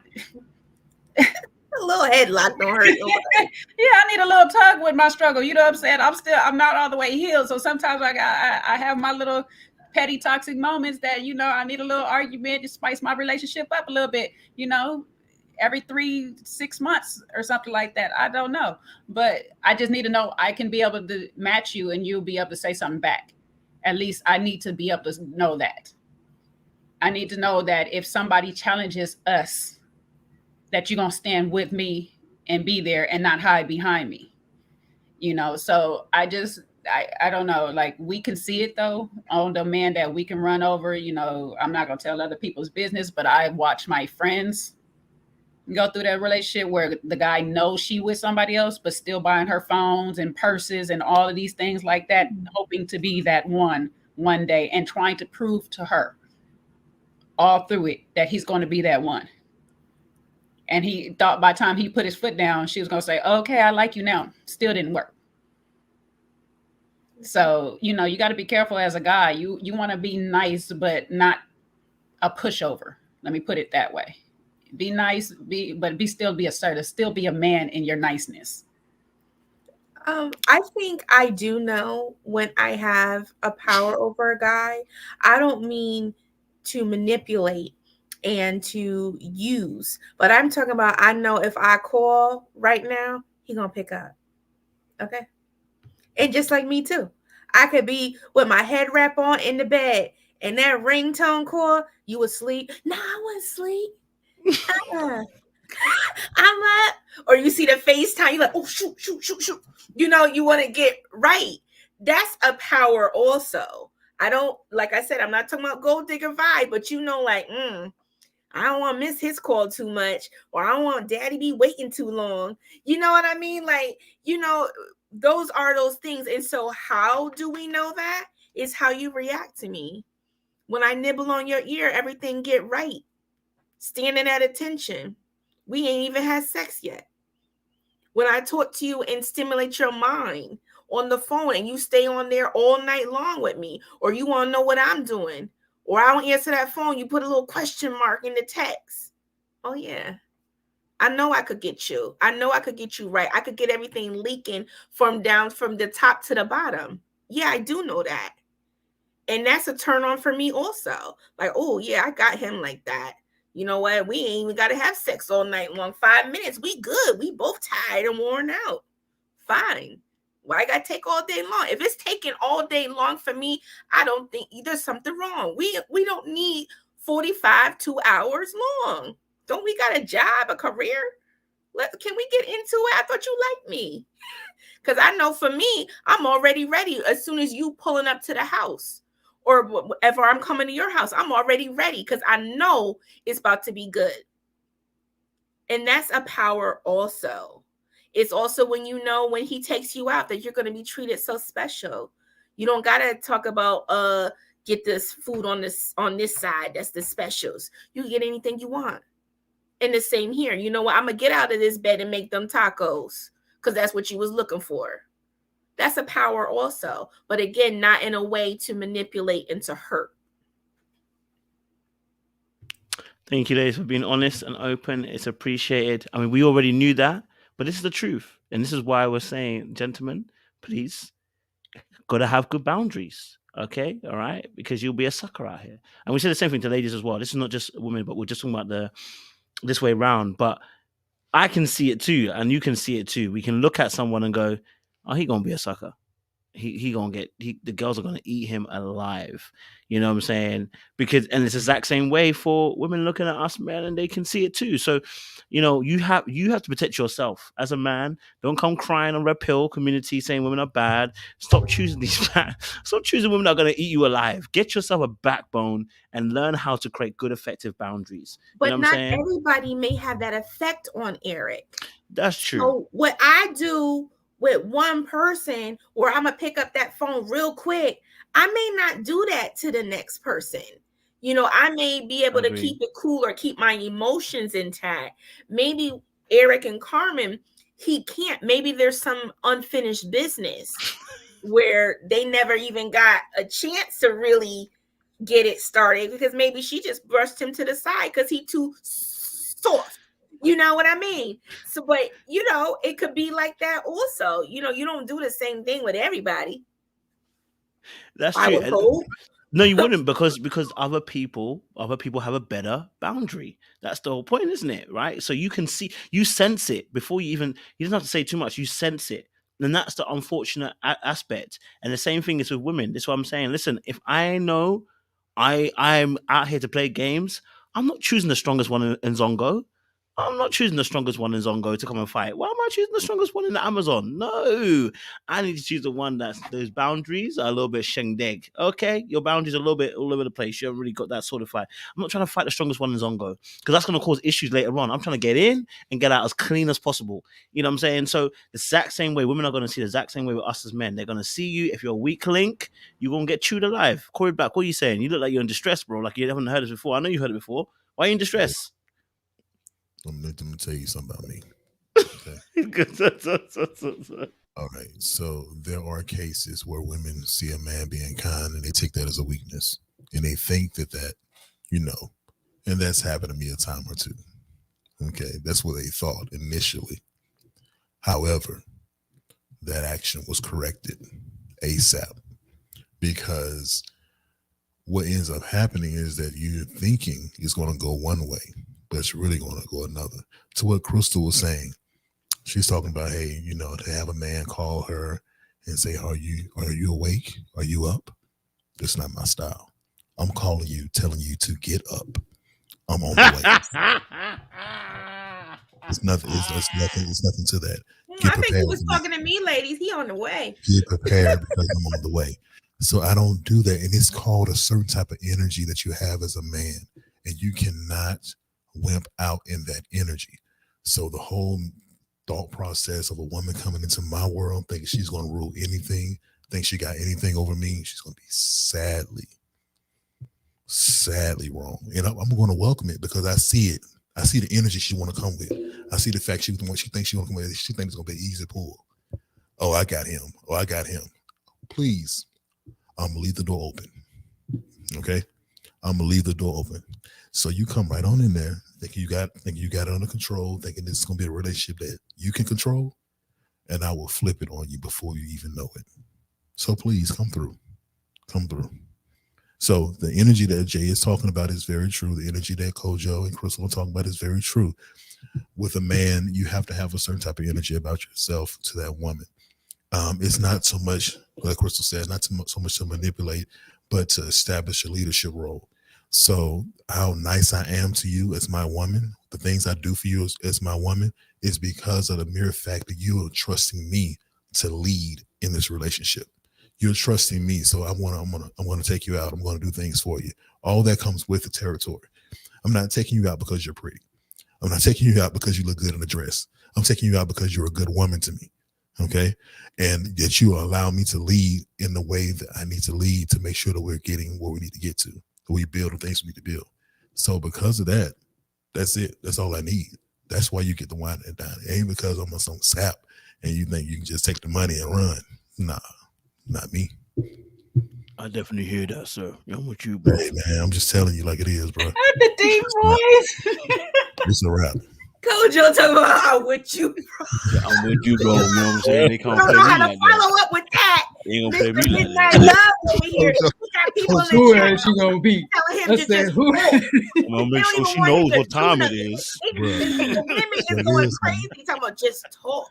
Corey, I feel you too. Just You talk better to me, check you know? them. You better check them girls. Corey, I feel you too. What you got now? You got some smoothness because Mr. Midnight Love is getting it on with these. With everybody. What are they saying in the comments? I almost read the comments. What is Yo, Corey, they be making me laugh when they get on you, bro.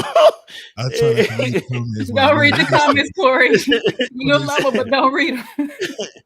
This is not me trying. I'm gonna use that. But Hey, hit him bro, like you said P.O. it right. Wait, that's how P.O. was trying to hit Joy with the smooth operator. He tried, didn't voice. he? He did try it. P.O. be trying, bro. And that's what I'm talking about. Stuff like that when you're hitting, you're shooting at your league, sir. Just relax. Okay, it's not happening. You can see it's not happening. Just relax. You don't have to overstretch yourself. You're overstretching your budget. It can't a clue. And so yeah, listen. Yeah, I'm with you. I'm with you all. And I just wanted to point that out so that anybody out there is not being naive, because I think that's what sometimes some people are naive. You don't realize they're really green. They don't see the world as being that mean.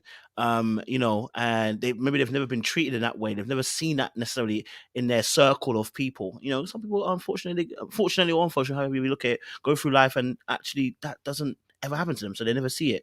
But there's a lot of us who either have been on the side of the manipulator or the one that's been manipulated, and so you learn key lessons about how you should operate when it comes to opposite sex one another. Listen, I've been a simp before. I can tell you that. Okay, I wouldn't have called it simp at the time. I thought I was just trying to be nice, but I can tell you guys, nice and good guys are two different things. You know, trying to kill a girl with niceness, you know, and getting your ass whooped, and then asking yourself why I got my ass whooped and why this girl just played me. And it's because you were giving her energy that is saying, yeah, I can trounce over this guy. And actually, it doesn't make her feel safe. I always say this: it doesn't make a woman feel safe. Yes, she might have power over you, but that's why she can never want to be with you. You don't keep her safe. And like someone said, like, it's very basic. But if I'm with you in the streets, you ain't gonna do nothing. She gonna be scrapping. I'm gonna be there going, go on, babe. That's how she's thinking it in a more basic level. You know what I mean? I'm not saying that's necessarily what it is. If you wanted any more plain terms, it's gonna be an Egypt and whatever that boy name or Love and Hip Hop situation. Egypt out here fighting the men for her dude and stuff. She was out here honestly doing bodyguard stuff, Whitney. Right. You know what I'm saying? And I ain't saying women can't be bodyguards, but at least be paid to do it. Like, that's all I'm saying. I'm not trying to be your girl. And gotta protect you too. You know, I'll fight with you, but I ain't trying to fight for you. That's right. Facts, because if you hear something at night, am I gonna go look or are you gonna go look? You gonna go? We both gonna look at each other. You gonna get that? I'm asleep. You better tell me to wake up. I'm asleep. Corey gonna tell you to wake up. We'll wake up. You better wake up. This your house. This your house. You better go see who at your door. Facts, right? When he leaving doors open and shit, he don't know who's walking in. That's why I said, give me the key. Oh yeah, I said leave the door open. Leave that back door open. Might be one of his exes walking through. You better not leave that door open. And y'all in the chat are a mess too. I am not playing with y'all tonight. The chat got me rolling over here. I'm laughing so hard I had to go off the screen. He going off the screen because it's getting late and he leaving that door open. When you find out you got somebody else coming through, you told me I could come through. All right, Carmen Jr., calm down. Right? I ain't gonna treat him like that. He looked like the kind of person put me in a headlock or something. I'm like, ooh. I would say some shit anyway just to piss him the fuck off. You know, like hang up on him or something. So he could just come over. Like, oh. No, I was just playing. Sorry guys. Yeah, my bad. Yeah. Woo. Okay. I think is that it?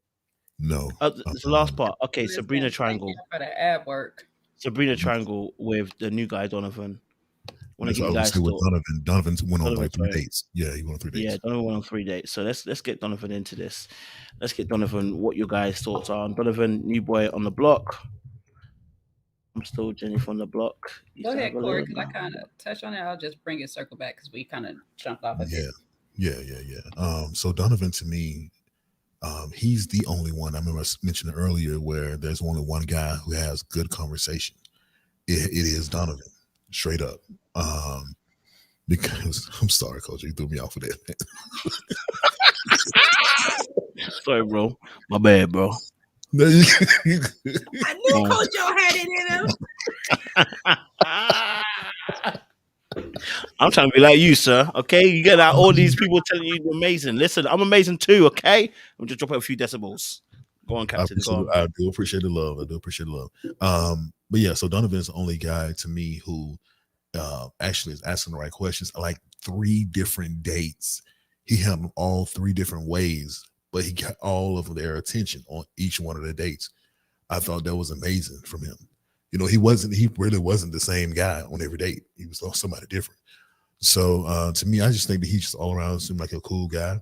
He seemed like his intentions are there.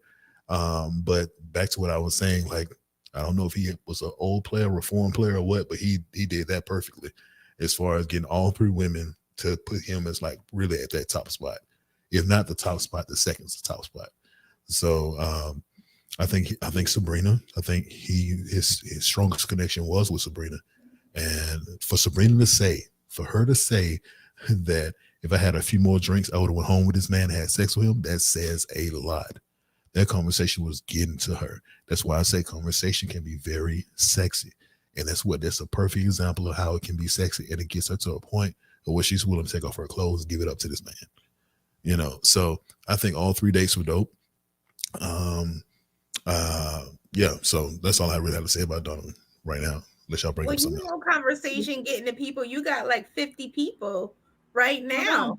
Hold on. Just told him just to talk. They don't even want to know your name. Tell him how he just broke that down right now was just so sexy. You know what I'm saying? I'm just over here like Y'all need to stop. Y'all need to stop. Go ahead. Every week, Corey, they tell you how, but it's true though. It is a true thing, bro. What you've just mentioned there is a very real thing though. Yeah, having good conversation like that. You know what I'm saying? Maybe she hasn't received that from Demetrius or Tori. You know what I mean? That she can be in that place and actually say those words. You know what I mean? But I've spoken enough on this one. Let me let someone else. Jay, you want to jump in? Oh, she said 1 minute. Okay, cool. I'll continue until she gets ready. So, like, yeah, but like that his style, from what we can see, is doing business, bro. And like I said, if she's at that point, I mean, obviously he's a good-looking guy. I think that also helps as well. So good-looking plus the conversation too. It's like this is even more dangerous, man. Do you know what I mean? So I think this is why you got to focus not just on your external, but also the internal as well. You want to be able to hit both ends, and then you get the effect what you just got with Sabrina, and so that I saw him even though someone put it on their thing as well, even with Carmen's date, he remembered that she had a birthday, got her a gift. I said, oh, this brother is really putting in the work and the effort, and it wasn't a cupcake that had missing holes in it. So again, the brother is doing what he needs to do to at least initiate some of these attention from the ladies, you know what I'm saying, and garner it in the right way. So I think with Donovan, I think he could be a power player. He looking like he could be dangerous. He plays cards right, and the way he gathered up Sabrina to be like, Sabrina, to say, listen, so what you saying? Like, could it be? Is there time for me and you to connect? And she say yes. Listen, she might try and use him for the pawn, but we don't know. That sounds really wrong, but use him as a pawn in the game. I don't know. We'll see what happens. Yes, Jay, go for it. Sorry. Listen, I've been saying this from the time he hit the scene, and not because I'm biased or anything about it, but for the fact that he, like Corey said, has been making intentional conversations with these ladies. So it's letting them know, this is what I'm here for. I am actually looking for a relationship. I'm vetting you guys all out and seeing what it is. I'm giving you different type of questions. I'm not making it like it's an interview. I'm giving you a chance to talk. I'm listening to you at the same time. We're engaging with each other. And he happened to hold the attention of all three ladies and all the other dates that he's been on, whether he was totally engaged in it or not.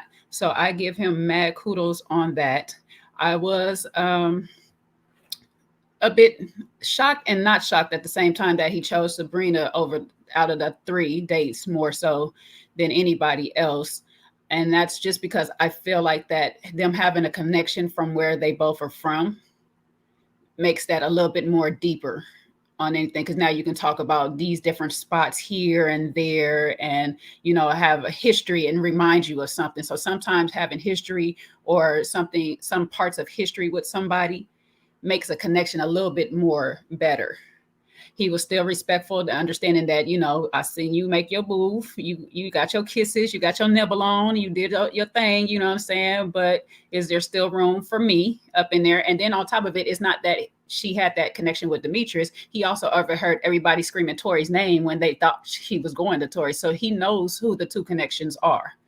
But he's still being respectful enough to say, hey, look, I'm not about to enter this process. I do like you, but is there any room for me? You know what I'm saying? And that right there let me know that Sabrina was not that pressed on Demetrius, because she would have had a joy energy. It's like, I'll see where it go. But she was quick, like, yeah, you can get up in here. And if I take a couple more drinks, you can get up in these drawers too. Like, Child, I ain't never heard you talk about that about Demetrius or Tory. You know, you cutting off drinks when it comes to Tory, like, no more. You know, you barely get in conversation with Demetrius, so it's just like, so I questioned still her motives. I think, she's on her game, and I'm not mad at the game because this is a game show at the end of the day. It's a process, but it's still a game at the end of the day. And some people can call dating and love a game. So I'm not totally mad at it. I just don't know what her true angle is, if she actually interested in him or she just need a replacement for Tory because his feelings is too wrapped up in her or whatnot. And, when somebody gets too wrapped up, letting them down is not the easiest thing to do. And she done already reeled them back in. So, which was a bad mistake on her part, but she was trying to keep her options, selecting her in the deliberation. So I get that part. The Kia and his connection, I see it there. I see them a little bit more maturity. The Kia is like sometimes same with Carmen, having more children. So Carmen doesn't really want to have any more. He's open to having them if, the situation, and Carmen's open. The Kia's kind of like, not really at all at this state. I didn't have them before and I kind of don't want to have them now, but she did say she would be open to the right person. So I'm not going to discount her out on that. He said Carmen was a sexual energy. So we already know how she's been leading with that or whatever. But I did we saw more of Carmen. She was more engaged and she gave more information like she did with P.O. We learned more about Carmen on the date with Donovan this week. And so, like I said, she's going to give whatever energy the person that she's with gives. If you give her sexual energy, she's going to give it back to you. If you give her weak vibe, she's going to be dominating. If you give her good conversation, she's going to converse back with you. And so that's what I just see out of Carmen.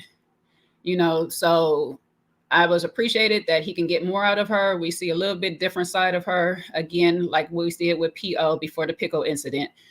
But it was good. And yeah, that's about it. I don't know. He picked Sabrina, so we're going to see how Tory gets moved off the whole chessboard altogether.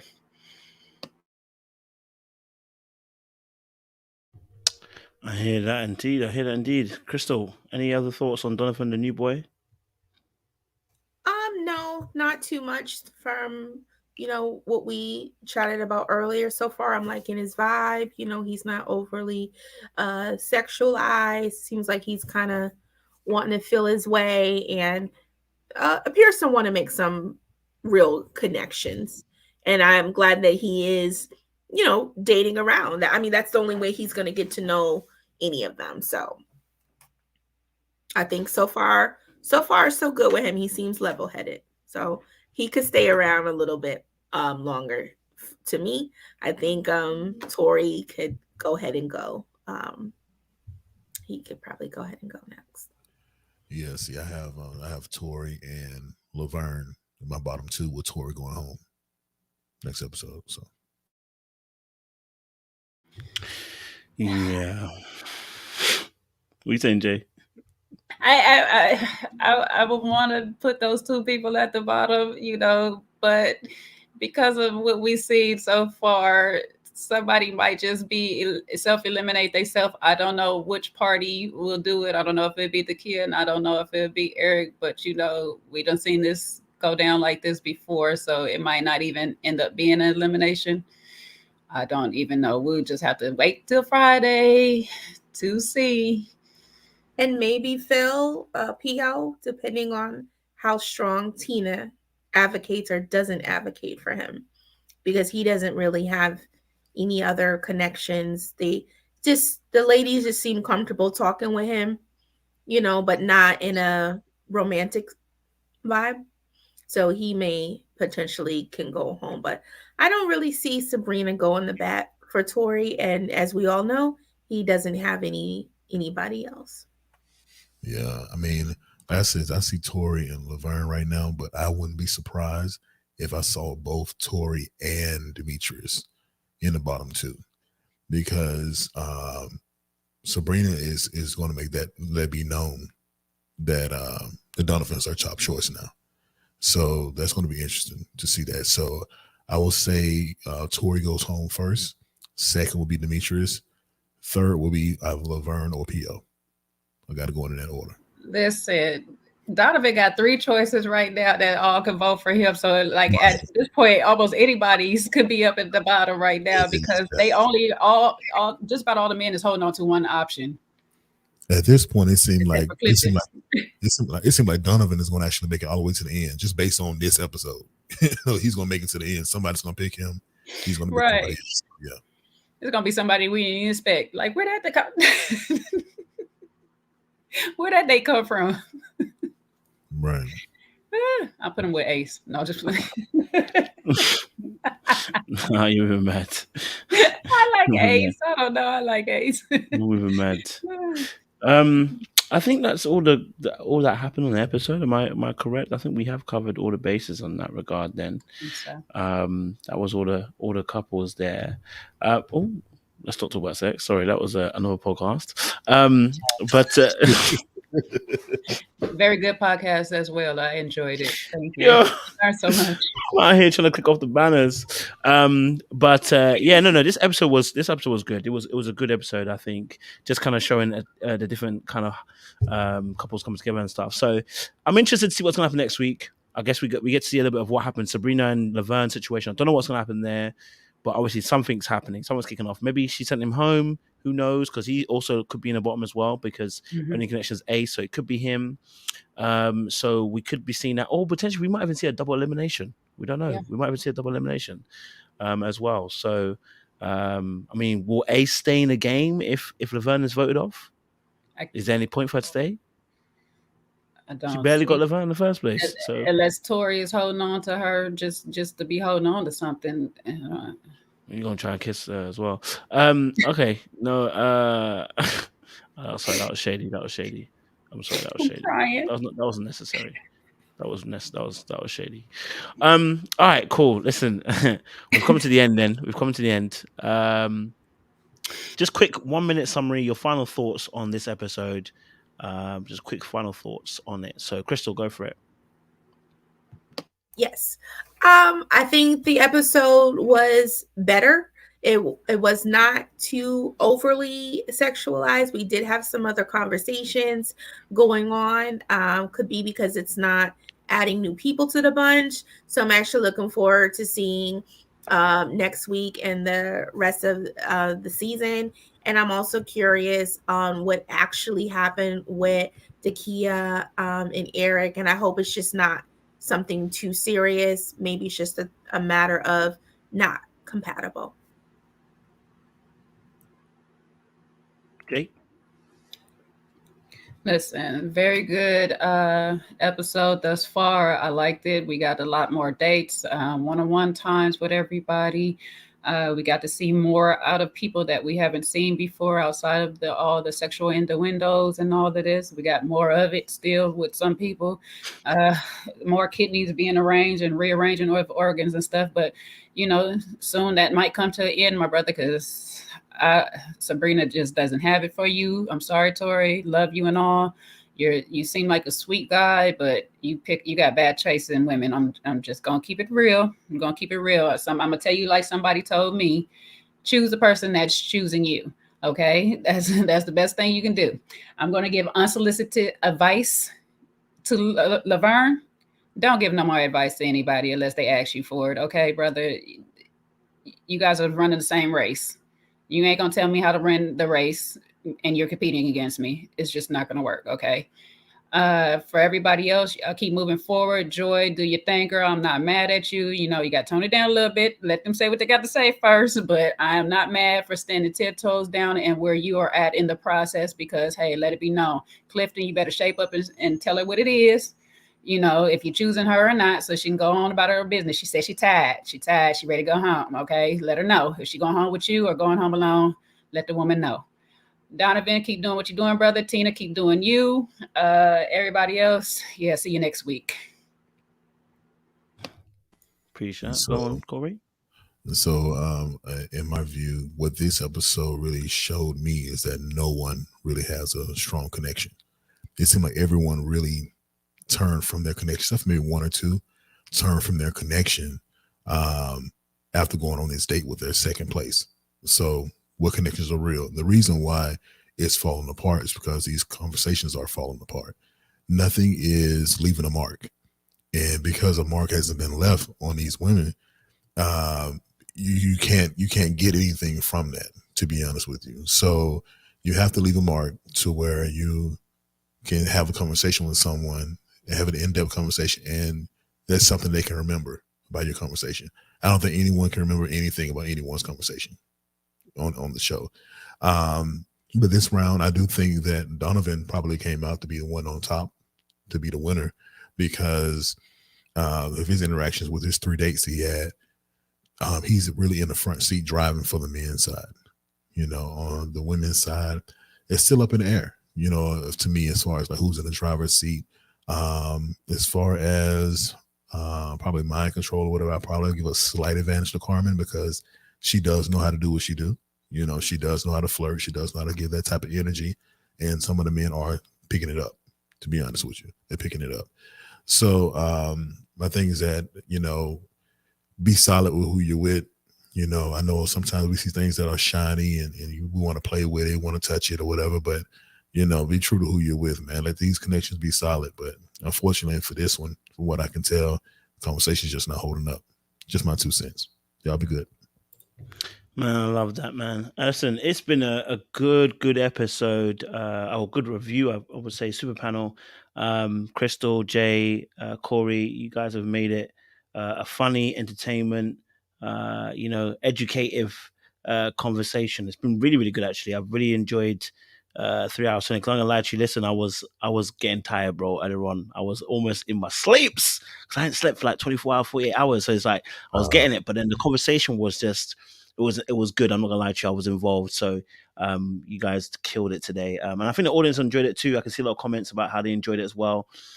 So honestly, kudos to you guys and ladies as well for really just kind of unearthing the topic and bringing other aspects as well into it. Not just talking about Ready to Love, but in dating in general. So that's really, really amazing as well. So yeah, we will, audience members will be here tomorrow for the men's panel, I believe. Yeah, we'll have the men's panel. I've decided on topic already since we spoke about it today. My topic is, man, we're going to tell the ladies how to not get played by us. Yes, we're going to reveal the secrets, the little tips and the little tricks. Now, of course, ladies, if you take your notes, it's all the better for you. You know what I'm saying? So come get them notes. We're going to give you some of those tips for free. And then Monday night, because I'm not here for most of Sunday, that's why I would have done it Sunday. But Monday night, we will do Love is Blind reunion. So if you watch it, okay, come join the live. I know a few of the guys here wanted to, and ladies will want to join as well. So Monday night, we'll do Love is Blind reunion. Because listen, I watched it, and to be honest, I don't know. I might... I'll reserve my comments. But listen, ladies and gentlemen, someone said no advice, please. I hear you, Laverne ting. So listen, ladies and gentlemen, it's been amazing. It's been great. We will see you soon. We'll have some more great convos around this kind of stuff again. I think next week is not on, apparently. Red Love is not on next week, apparently. I don't know. So if it's not, we'll have to rearrange something else and put something in place for you guys to chill and vibe with. But yeah, we'll see you guys tomorrow and see you guys on Monday. And then you'll have to wait and see what we can bring to the table for you guys. Much appreciation. And we'll see you again soon. Remember, don't do anything I wouldn't do. And there's not much I wouldn't do. So be careful out here in them streets, baby. You know what I'm saying. You know what I mean. Okay?